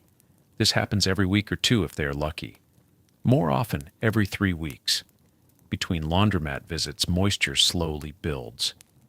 Truck stops sell moisture absorbers, small containers of desiccant crystals that pull humidity from the air. Drivers place them in the sleeper berth, hoping they help. The crystals change color as they absorb water, turning from blue to pink. After a few days, they saturate and stop working. Some are rechargeable, dried out in a microwave or oven, but most drivers just replace them. It is unclear how much difference these make. The sleeper berth is not airtight. Moisture enters constantly. One small container of crystals cannot counteract hours of human respiration, but drivers buy them anyway. They want to believe it helps. Ventilation remains the most effective solution. Cracking a window pulls humid air out and brings dry, cold air in. Running the bunk heater's fan, even on low, keeps air circulating instead of settling. Some drivers leave the curtain between the cab and sleeper berth slightly open, allowing airflow between the two spaces. This makes the sleeper colder since the larger cab area is harder to heat, but it reduces condensation. Others install small 12-volt fans, clipping them to the bunk area to move air continuously. The fans are quiet. They run all night on minimal power. They do not eliminate condensation, but they distribute moisture more evenly, preventing it from concentrating on windows and metal. Even with ventilation, frost still appears. Every morning, every window. The driver finishes scraping the windshield and sits in the driver's seat, waiting for the defroster to do the rest. Outside, other trucks idle in the pre-dawn darkness, their exhausts pluming white in the cold. Inside, the cab slowly warms. Condensation is not dangerous. It does not damage the truck. It simply makes everything harder. Visibility obscured each morning, bedding that never feels completely dry, the constant low-grade dampness that becomes part of the winter routine. Drivers accept it. They scrape ice. They crack windows. They dry blankets when they can. They replace moisture absorbers and run fans and manage the problem without solving it. Because it cannot be solved, not completely. Not while sleeping in a metal box in subzero temperatures, breathing moisture into cold air for 8 hours at a time. The defroster clears the last section of windshield. The driver pulls a rag from the door pocket and wipes down the side windows, removing the meltwater before it runs into the door seals. Then the outside must be cleared. The morning continues. The moisture will return tonight. The wind arrives first as sound. You hear it before you feel it. A low whistle begins somewhere beyond the rows of parked trucks. Then the buffeting starts. The sleeper cab rocks slightly on its suspension, not violently, just enough to register. A gentle sway that would be alarming if you were not already half asleep and accustomed to motion. Empty trailers act like sails in heavy wind. A loaded trailer sits stable. 80,000 pounds of cargo holds a truck steady against most weather. But an empty box trailer catches wind along its entire length. 48 feet of vertical surface for the wind to push against. The whole truck shifts on its tires, rocks back and forth in a slow rhythm. Some drivers find this motion soothing. It mimics the gentle sway of driving. The body remembers the feeling from thousands of highway miles. The rocking becomes familiar, almost comforting, a reminder that the truck is still there around you, still protecting you from what moves outside. Others find it unsettling. They lie awake, listening, wondering if wind could push a truck over. It cannot, in most conditions. But the mind invents scenarios in darkness, imagines gusts strong enough to tip the cab. The fear is irrational, but persistent. The sound of wind changes pitch as it hits different parts of the truck. A high whistle through the gap between cab and trailer. A deeper moan across the trailer roof, a rattling flutter against the cab's metal skin. Each surface produces its own note. Together they form a chord that rises and falls with the gusts. Then the snow begins. You do not see it start.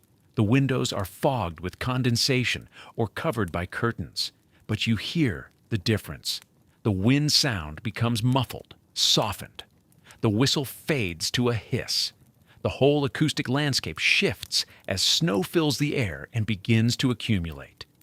White noise enters the sleeper cab. Not silence, never silence, but a sound that smooths over other sounds. The hiss of snow against metal, the muted rumble of wind through falling snow. A acoustic blanket that wraps around the truck and dampens everything sharp. Many drivers sleep better in snowstorms because of this sound. The white noise masks the jarring interruptions. The door slam from 3 trucks over becomes inaudible. The diesel engine starting nearby fades into the general hum. The reefer unit cycling blends into background. All the discrete sounds that pierce sleep become absorbed into the steady rush of storm. But snow brings other concerns. It accumulates on the windshield first, on the hood, on the steps leading up to the cab door. A driver might sleep through the first hours of steady snowfall, but eventually the accumulation matters. The windshield disappears under 6 inches of snow. The steps become slick and treacherous. The whole truck becomes buried. Some drivers wake periodically during heavy snow to clear the windshield.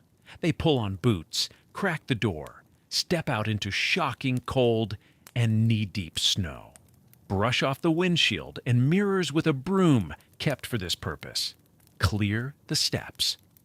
Check that the exhaust pipe is not blocked by drifting snow, then retreat back into warmth.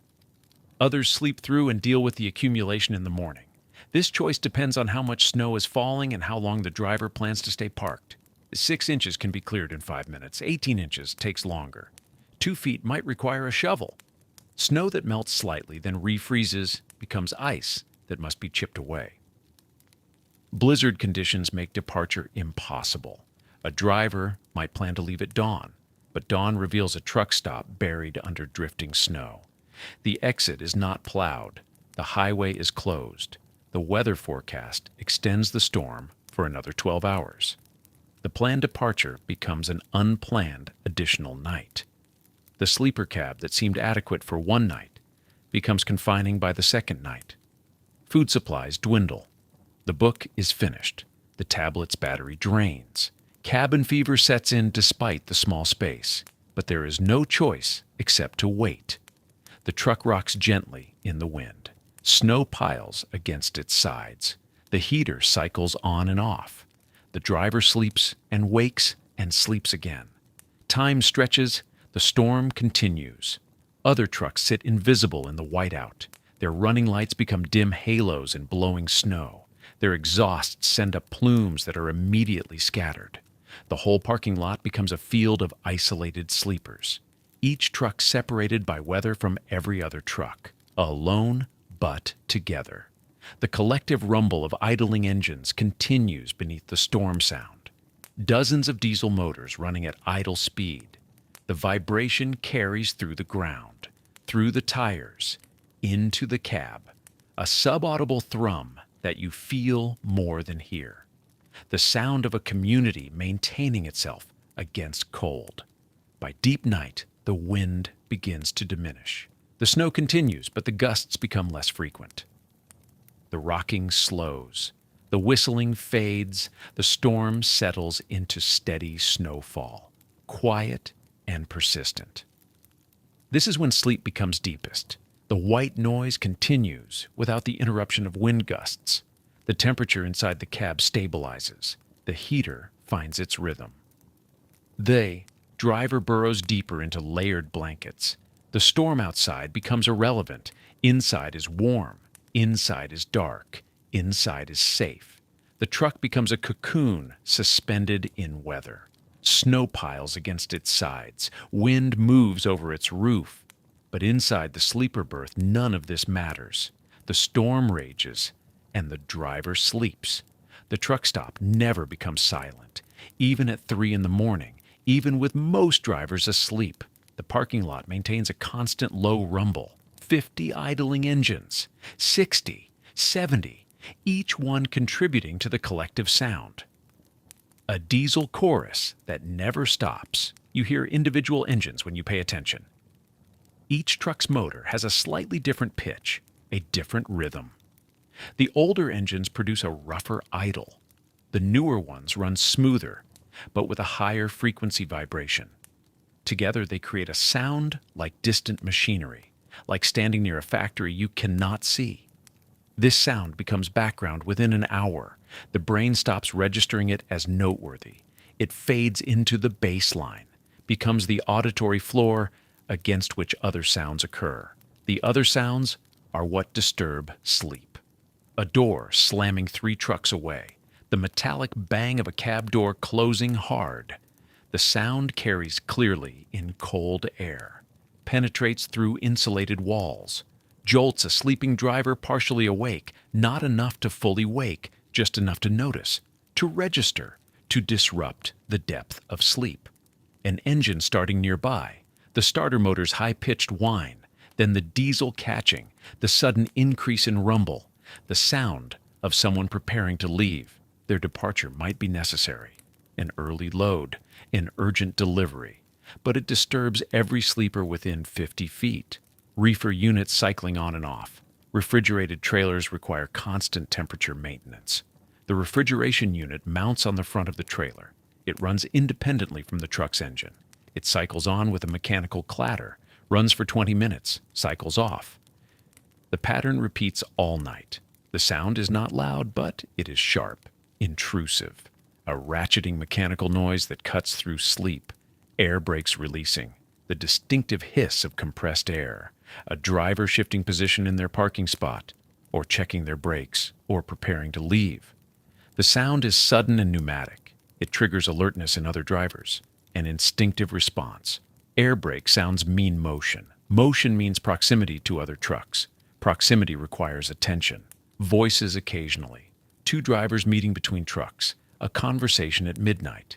Words indistinct but tone carrying. Laughter sometimes. Or argument. The human voice travels farther than mechanical sounds. Draws more attention. Even sleeping drivers register voices. CB radio chatter from nearby cabs. Most drivers turn their radios off or down at night, but some leave them on, monitoring the channels. The static hiss continues. Occasional transmissions break through. Weather warnings, road condition reports, someone asking about a truck stop 50 miles ahead. The voices are disembodied, anonymous. They float through the darkness between trucks, snowplows working through the lot. This happens during active snowfall. The truck stop contracts with plow services to keep the driving lanes clear. The plow arrives at 2 in the morning. Its blade scrapes across pavement. Its backup beeper sounds constantly as it maneuvers. Its diesel engine roars louder than any idling truck. It works methodically through the lot, pushing snow into piles, clearing paths, taking an hour to complete the circuit. No driver sleeps through a snowplow working nearby. You lie in your bunk and listen. Track the plow's progress by sound. Estimate how close it will come to your truck. Hope it will not scrape your mirrors or block you in with a snow pile. Wait for it to pass and the sound to fade. Then try to return to sleep. Footsteps on snow. Someone walking past your truck. Crunching footsteps moving from cab to building. The sound is crisp in cold air. You hear each step distinctly. Wonder who is walking, why they are outside, whether they are simply going to the restroom or something else. The footsteps pass, fade, disappear. The wind creates its own disturbances. It buffets the truck irregularly. A sudden gust rocks the cab. The suspension creaks. Metal flexes slightly. These sounds are unpredictable. They cannot be anticipated or adjusted to. They simply happen. Break through sleep. Pass. Tire chains on the highway beyond the truck stop. The rhythmic clanking of chains against pavement. A truck driving past on the interstate. The sound carries across the distance, faint but distinctive. A reminder that some drivers are still moving through the night, still working while others rest. The heater in your own cab cycling on, the ignition click, the combustion whoosh, the fan starting. These sounds are familiar, but still intrusive. They happen every 20 or 30 minutes. Each cycle briefly raises you toward wakefulness. You register the sound, recognize it, allow it, slip back down. Condensation dripping inside the cab, a rhythmic plink as water droplets fall from cold metal onto plastic surfaces. The sound is small, but in deep silence, it becomes noticeable. A tiny percussion that marks time. Plink, pause, plink. By 4 in the morning, the disturbances lessen. Fewer engines start, fewer doors slam. The snowplow has finished. Most drivers have settled into whatever sleep they will achieve. The parking lot reaches its closest approximation of quiet. The collective idle remains. The wind continues.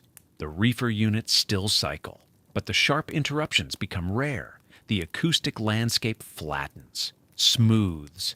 This is when you sleep deepest, if you sleep at all. The body surrenders to exhaustion.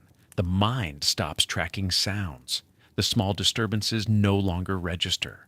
For a few hours, the night achieves something approaching peace. Then dawn brings its own sounds. Engines starting in sequence, drivers beginning their days, the cycle starting again. But for now, in the deep middle of night, there is rest, imperfect and interrupted, but rest nonetheless. There are nights when the body will not wait until morning. You wake in darkness, the heater cycling softly, the cab warm beneath your layered blankets. For a moment, you consider waiting. Morning is only a few hours away, but the pressure is insistent, and the thought of struggling against it until dawn is worse than the alternative you know is coming. You lie still for another minute, delaying the inevitable. Then you move. The first layer of blankets lifts away. Warm air escapes instantly. The second layer follows, then the sleeping bag. Your skin meets the cabin air, not freezing, but cold enough to notice the difference. You sit up slowly, muscles stiff from hours of stillness. Your feet find the floor. The metal is shockingly cold. Even through socks, the chill travels up through your feet into your ankles. You stand quickly, reaching for the jacket you left within arm's reach. The zipper is cold against your fingers. You pull on boots without lacing them, just enough to walk. The door handle feels like ice. You crack the door open. The outside air hits immediately. It is not the gradual cold of a cooling room. It is the full weight of winter night, 20 degrees below freezing, wind cutting across the parking lot. Snow falls in fine crystals through the orange lamplight. Your breath becomes visible instantly, a cloud that hangs in front of your face before the wind takes it. You step down onto the metal step. Snow has accumulated there, maybe an inch. Your boot compresses it with a soft crunch. The second step is the same. Then your feet are on the pavement, and you close the cab door behind you, not slamming it, just enough to latch. The truck stop building is perhaps 100 feet away. The distance seems longer in darkness. You walk quickly, head down against the wind. Other trucks sit silent around you, sleeper cabs glowing dimly from inside. No one else is moving. Your footprints are the only fresh marks in the thin snow covering the pavement. Ahead, someone's earlier path is still visible, a line of compressed snow leading toward the building. The wind finds every gap in your jacket.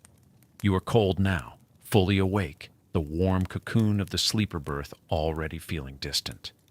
The building entrance seems to move farther away with each step, though you know this is only perception. Cold distorts time. You pass between rows of idling trucks, their diesel engines producing low mechanical breathing sounds. Exhaust rises in white clouds, dissipating quickly in the wind. 30 more feet. The building's light spills across the snow in yellow rectangles from the windows. You can see the interior now. Bright fluorescent light, empty aisles, the overnight clerk standing behind the counter. Warmth exists. There. But you are still outside, still walking, boots crunching through snow, fingers numb inside your pockets. You reach the door and pull it open. The heat inside feels almost excessive. The temperature shift is disorienting. Your glasses fog instantly. You make your way to the restrooms through blurred vision, the building's warmth seeping into your skin. This part is brief, functional. You are not here to linger. When you emerge, your glasses have cleared. The clerk nods. You nod back. No words. This transaction has happened thousands of times in thousands of truck stops. You push back through the door into the night. The cold is worse the second time. Your body had begun to warm inside the building. Now the wind finds you again, and the contrast makes it sharper. You walk quickly back across the lot, retracing your footprints. The path slightly easier now that it exists. Your breath comes in visible clouds. Your face numbs. The distance feels longer returning. Your truck appears ahead, snow accumulating on its hood and windshield. The sleeper cab window shows a faint glow from inside, where you left a small light burning. You reach the steps, climb up, pull the door open, and slide inside. The warmth hits you immediately. You close the door quickly, sealing out the night. Your jacket comes off, boots unlaced and kicked aside. The floor is still cold, but the air is warm, the heater having cycled on while you were gone. You climb back onto the bunk, pulling the sleeping bag around you, then the blankets, rebuilding the layers. The cold clings to your clothes, to your hair, to your hands. But it fades. The bedding holds warmth from before. You burrow deeper, pulling the top blanket up to your chin, your body slowly returning to comfortable temperature. Outside, the wind continues. Snow falls. The parking lot remains dark except for scattered orange pools of lamplight. You close your eyes. Sleep returns more slowly this time. Your body is alert now, awake from the cold and the movement. But the warmth works gradually, relaxing muscles, slowing your breathing. The heater cycles off. The sound of wind becomes distant again, just texture in the darkness. You do not check the time. Morning will come when it comes. For now, there is only this, the warm berth, the layered blankets, the slow descent back into sleep, while winter continues its work outside the thin metal walls. The sounds change at 3 a.m. You are not fully asleep when you hear it. A rhythm in the heater's cycling that was not there before. Not louder, not obviously wrong, just different. A slight hesitation between the fuel pump's click and the combustion chamber's ignition. A fraction of a second longer than it should be. You lie still, listening. The heater completes its cycle. The fan runs. Warm air flows from the vent near your head. Everything functions, but the sound remains in your mind. That small variation, and now you are awake, thinking about what it might mean. Heater failure in extreme cold is not an inconvenience. It is a crisis. The temperature outside is 15 below zero. Inside the cab, with the heater running, it is 65 degrees. If the heater stops, that difference will collapse rapidly. Metal conducts cold efficiently. The walls, floor, and ceiling of the sleeper berth will equalize with outside air within an hour, maybe less. Your blankets will help, but not enough. Not at 15 below. You listen through 2 more cycles. The hesitation appears again. Then it does not. Then it does. You calculate options in the darkness. You could idle the main engine for heat, but you check the fuel gauge before sleeping, less than a quarter tank. Idling burns roughly 1 gallon per hour. You have perhaps 50 gallons remaining. The next fuel stop is 200 miles away, reachable tomorrow if you leave at dawn. Idling all night would consume 8 gallons, maybe more in this cold. That margin matters. You have driven long enough to know that fuel calculations are not casual math. The alternative is checking the heater now, but checking means leaving the warm berth, opening the side compartment outside, working in subzero wind to inspect a system you may or may not be qualified to repair. And if the sound is nothing, just a harmless variation in an aging unit, you will have sacrificed sleep and warmth for no reason. You listen again. The heater cycles normally this time. The hesitation has disappeared, or you are imagining things, or the problem is intermittent. You do not know which. Uncertainty is its own kind of cold. Another fear surfaces: DEF levels. Diesel exhaust fluid gels at 12 degrees Fahrenheit. The outside temperature is below that threshold. Your DEF tank has a heater powered by the truck's electrical system, but only when the engine runs. You shut down hours ago. The fluid has been sitting cold since then. If it has gelled solid, the engine will not start in the morning. The emission system will trigger a fault. But you will be stranded until the temperature rises or someone brings external heat. You parked with a quarter tank of DEF remaining. You meant to refill at the next stop. Now that decision feels precarious. The battery is another variable. Cold drains batteries faster than any other condition. A fully charged battery at 70 degrees can lose 60% of its starting power at 0 degrees. Below zero, the loss accelerates. Your batteries are 4 years old, not ancient, but not new. They held charge well in autumn. Winter is a different test. If the main engine does not start in the morning, you cannot charge the batteries. If you cannot charge the batteries, you cannot run the heater, the lights, or any electrical system. Everything depends on that first ignition turn, and you will not know if the batteries will hold until you try. You shift beneath the blankets, adjusting your position. The movement does nothing for your thoughts. There is another sound now: wind against the trailer. It is picked up in the last hour. Gusts strong enough to rock the truck slightly on its suspension. Each gust produces a metallic groan from the trailer's frame, a sound you have heard 1,000 times and know to be harmless. But at 3 a.m, in darkness, with other worries circling, even familiar sounds become suspect. You think about the tires, cold contracts rubber, pressure drops in freezing temperatures. You checked them during the pre-trip inspection yesterday, but that was before the temperature fell another 10 degrees. A tire low on pressure in extreme cold can fail. A blowout on a winter highway is manageable during daylight. In a storm at night, it becomes something worse. The heater cycles again. Normal rhythm, no hesitation. You close your eyes and try to release the thoughts, but they do not release easily. This is the trade-off of experience. You have seen enough failures to know they are possible.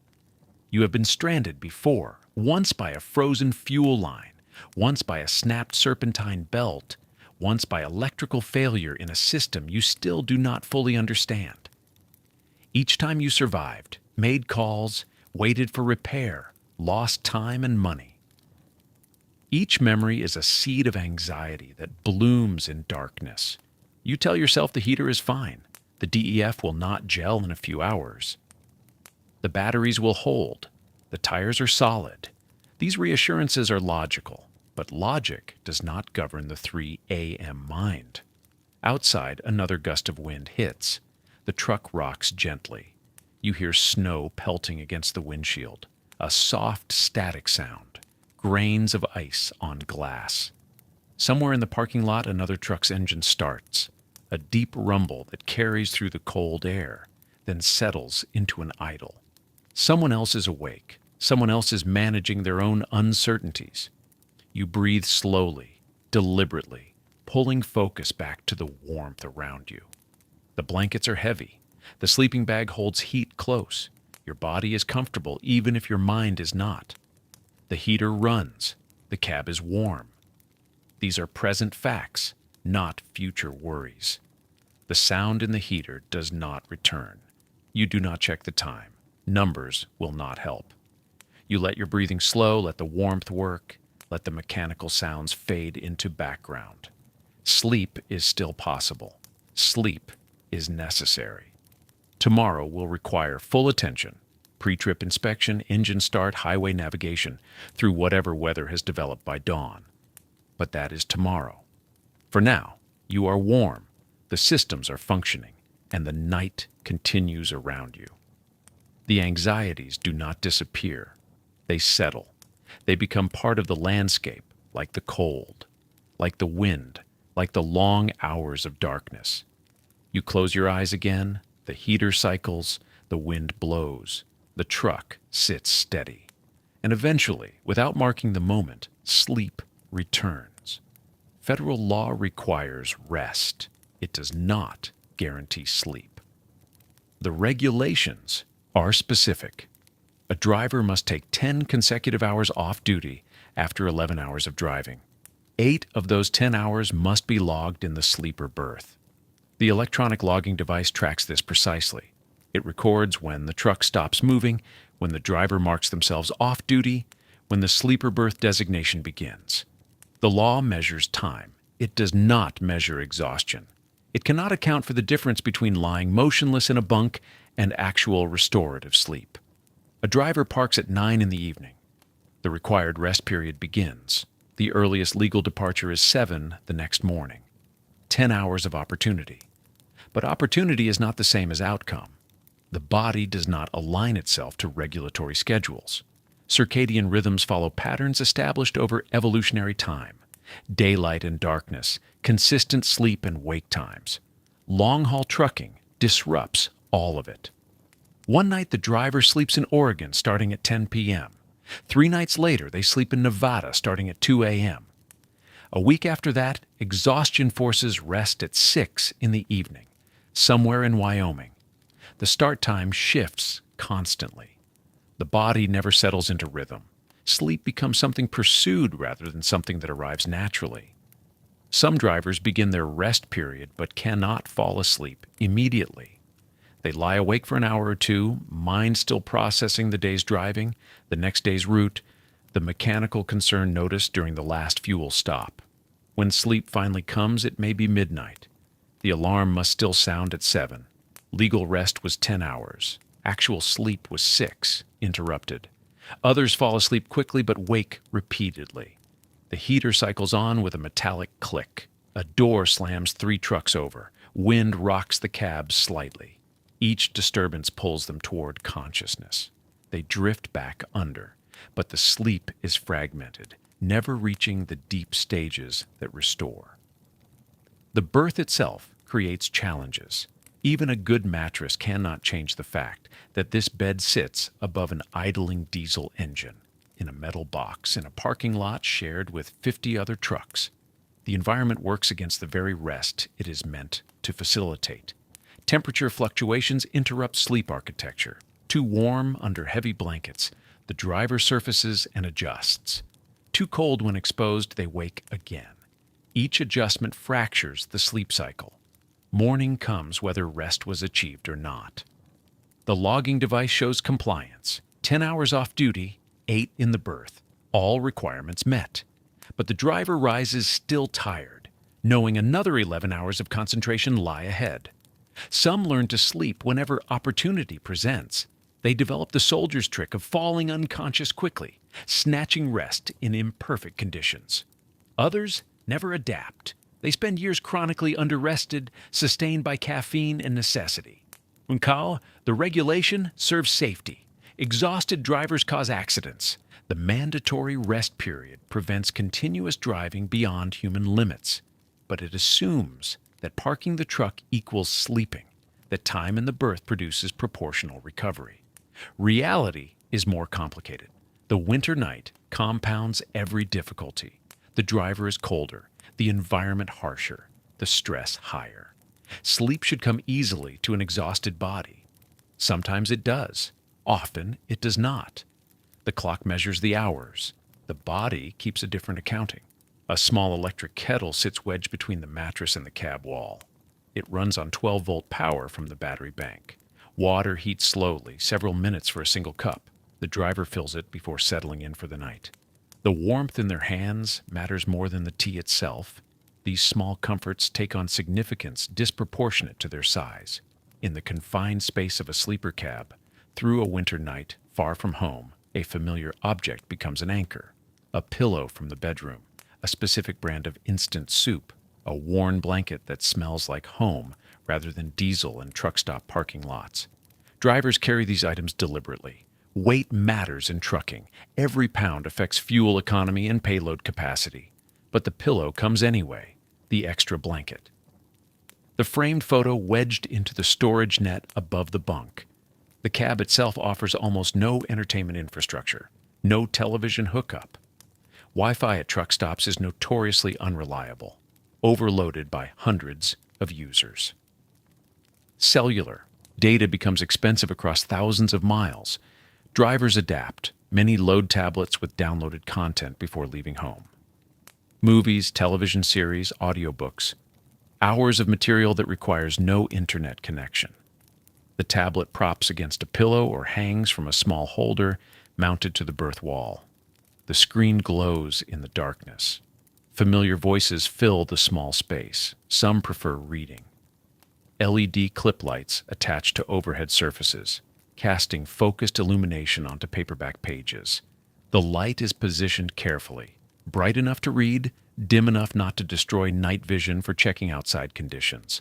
Science fiction and thrillers are common. Long fantasy series. Books that transport beyond the metal walls. Others use white noise. Dedicated apps play rain sounds, ocean waves, mechanical hums. The artificial sound masks the genuine noise outside. Neighboring trucks, wind, distant highway traffic. Some drivers run small battery-powered fans year-round for the same purpose, the consistent drone smoothing out unpredictable disturbances. The evening phone call home becomes ritual. Before settling in after the final preparations, the driver calls family, spouses, children, parents. The conversation is rarely long. Connection is poor or expensive, but the voices matter. The reminder of life beyond this parking lot, this route, this endless winter. The kettle clicks off. Water steams in the cold air.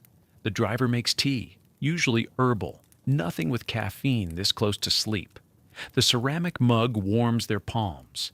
They sip slowly, sitting on the edge of the bunk, knees bent in the limited headroom. This moment is chosen. The tea, the familiar mug, the quiet sipping.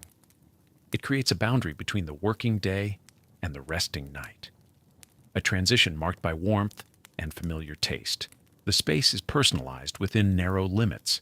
Curtains hung across the opening to the cab, bedding in preferred colors, a small shelf holding a few books, a flashlight, hand lotion, chapstick, items needed frequently, kept within reach. The arrangement is particular to each driver.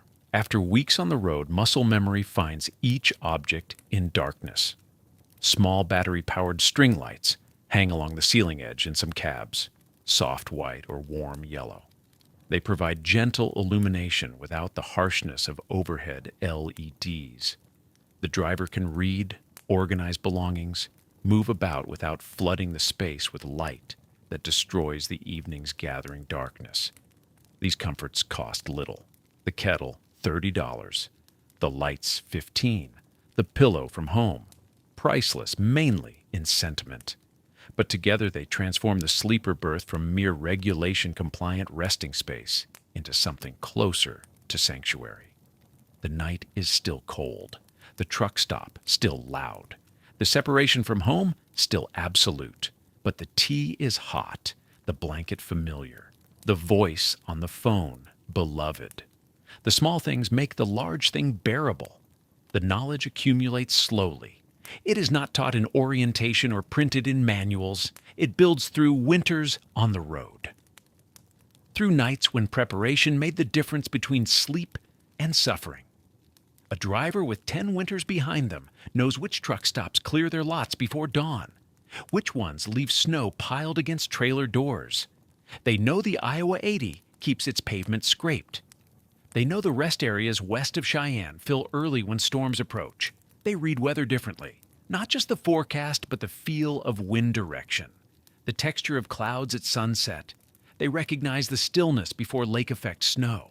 They know when to stop at 3 in the afternoon instead of pushing toward evening, because good parking disappears when drivers flee incoming storms.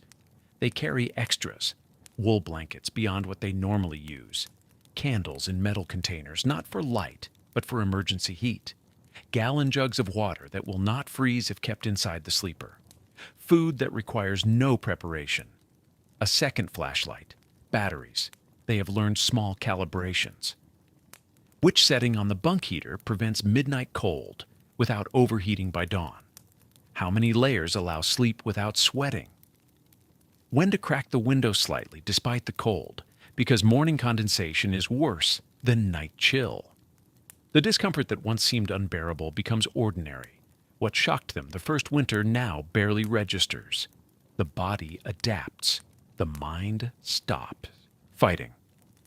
The cold night in a metal box becomes simply where they sleep, unremarkable as any bedroom. Not every night ends at a truck stop. Sometimes the lots fill before arrival. Sometimes weather closes roads, and drivers stop wherever space exists. Sometimes a delivery schedule requires parking in places not designed for sleep. Highway rest areas offer parking without cost. They line interstates in most states, built for exactly this purpose. But their amenities are basic: bathrooms and vending machines. Parking spaces sometimes covered in snow because plows prioritize the car lots. No fuel, no food, no shore power. The pavement is rarely level.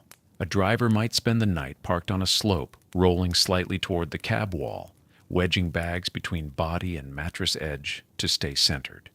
Some rest areas sit exposed to wind that rocks the trailer through darkness. Walmart parking lots serve as backup. Not all allow overnight parking, but many do. The lot is plowed for shoppers. Bathrooms exist inside until the store closes, but there is no community of other trucks, just isolated parking at the edge of lamplight, visible to passing traffic, vulnerable. Way stations sometimes permit overnight stays. In winter storms, some states open them as shelter. Drivers pull in and wait. The location is legal and plowed, but there is nothing. No facilities after hours, no services, just a wide space off the highway where trucks gather like ships anchored against weather. Roadside pull-offs become last resorts. When no other option exists, drivers pull onto the shoulder or into turnouts meant for emergencies.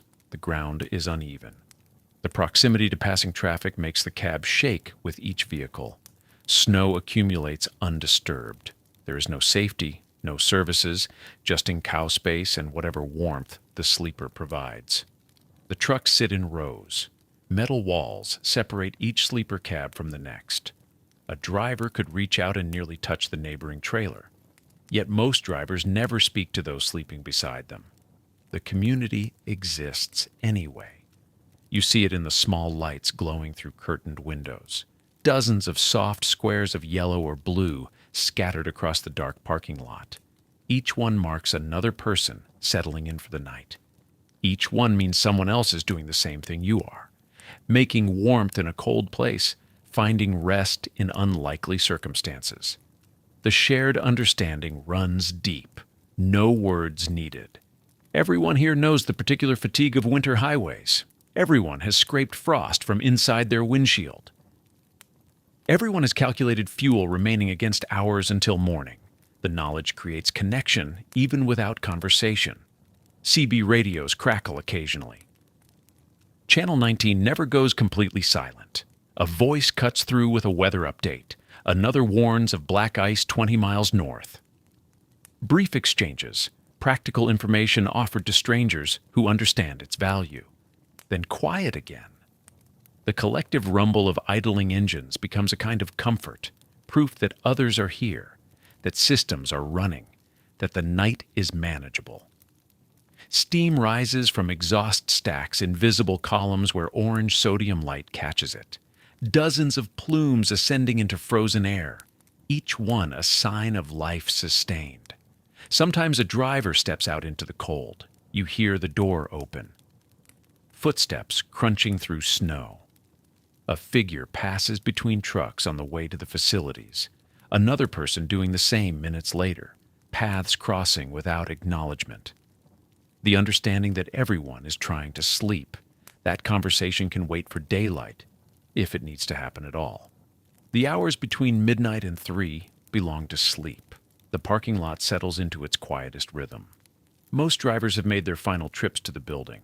Lights in sleeper cabs dim or go dark. The traffic on the distant highway thins to occasional vehicles. The idling engines continue. Their sound becomes constant enough to fade from conscious attention. A low rumble felt as much as heard. Background noise that paradoxically helps sleep rather than preventing it. The white noise of mechanical breathing. The darkness feels complete. Winter night with cloud cover and no moon. The orange parking lot lights create small islands of visibility. Between them, shadow. The world contracts to what exists within those pools of artificial light. Everything else disappears. Inside the cabs, drivers sleep their fragmented sleep, shifting under blankets, adjusting to temperature changes. Cycling through light and deep rest, heaters click on and off. Bodies find warmth in small enclosed spaces. Hours pass in that peculiar suspension where time moves differently. The stillness has weight to it. The kind of quiet that only comes when snow blankets everything and cold air holds sound close to the ground.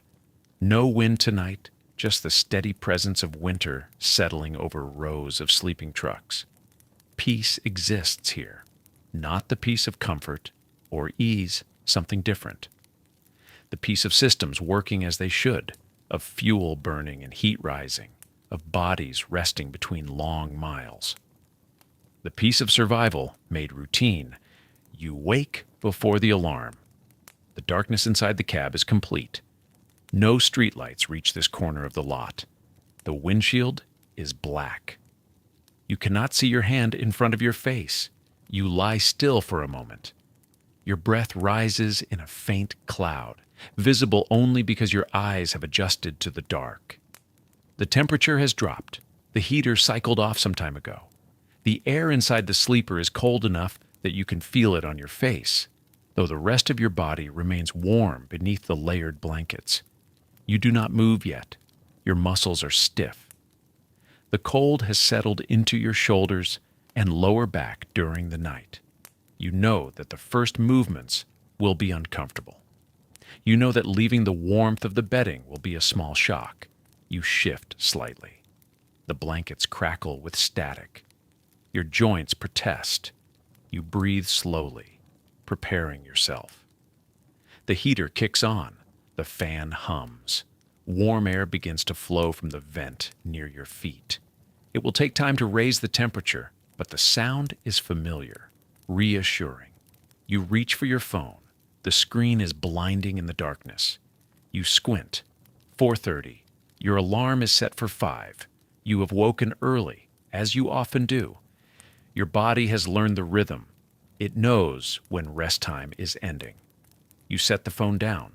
You do not go back to sleep. Instead, you lie still, allowing your mind to surface fully, adjusting to the idea of movement. You sit up. The cold air hits your chest and arms immediately. You pull the blanket around your shoulders and reach for the jacket you left within arm's reach. You put it on over your thermal shirt. The fabric is stiff and cold. You scrape frost from the inside of the window with your fingernail. Ice crystals fall onto the mattress. Through the cleared spot, you see only darkness and the faint outline of the truck parked beside you. You pull on your boots without lacing them. You switch on the small overhead light. The sleeper cab appears around you. Rumpled bedding, the cooler in the corner, your thermos on the narrow shelf. Everything is as you left it. You climb into the driver's seat. The vinyl is frigid through your jeans. You start the engine. It turns over reluctantly, then catches. The whole truck vibrates. You adjust the heat to maximum and aim the vents toward the windshield. The windshield is a solid sheet of frost on the inside, thick and white. You scrape it with the edge of an old credit card, working from the center outward. The frost comes away in curls. Your breath adds new condensation even as you clear the old. Outside, the sky is beginning to gray at the edges. You can see the shapes of other trucks now, dark outlines in rows. A few other engines are starting. Headlights flicker on in the distance. You pour coffee from the thermos you filled last night. It is still warm. You hold the cup in both hands, letting the heat seep into your fingers. The first sip burns your tongue slightly. You do not mind. The cab begins to warm. The defroster works slowly. You drink your coffee and wait. You run through the pre-trip inspection mentally. Tires, lights, fluid levels, cargo straps. You will walk the truck in a few minutes, but not yet. Not until the cab is warm enough that you can remove the jacket. The driver becomes himself again. The vulnerable sleeper fades. You finish the coffee. You lace your boots, you zip the jacket, you open the door, and the cold rushes in.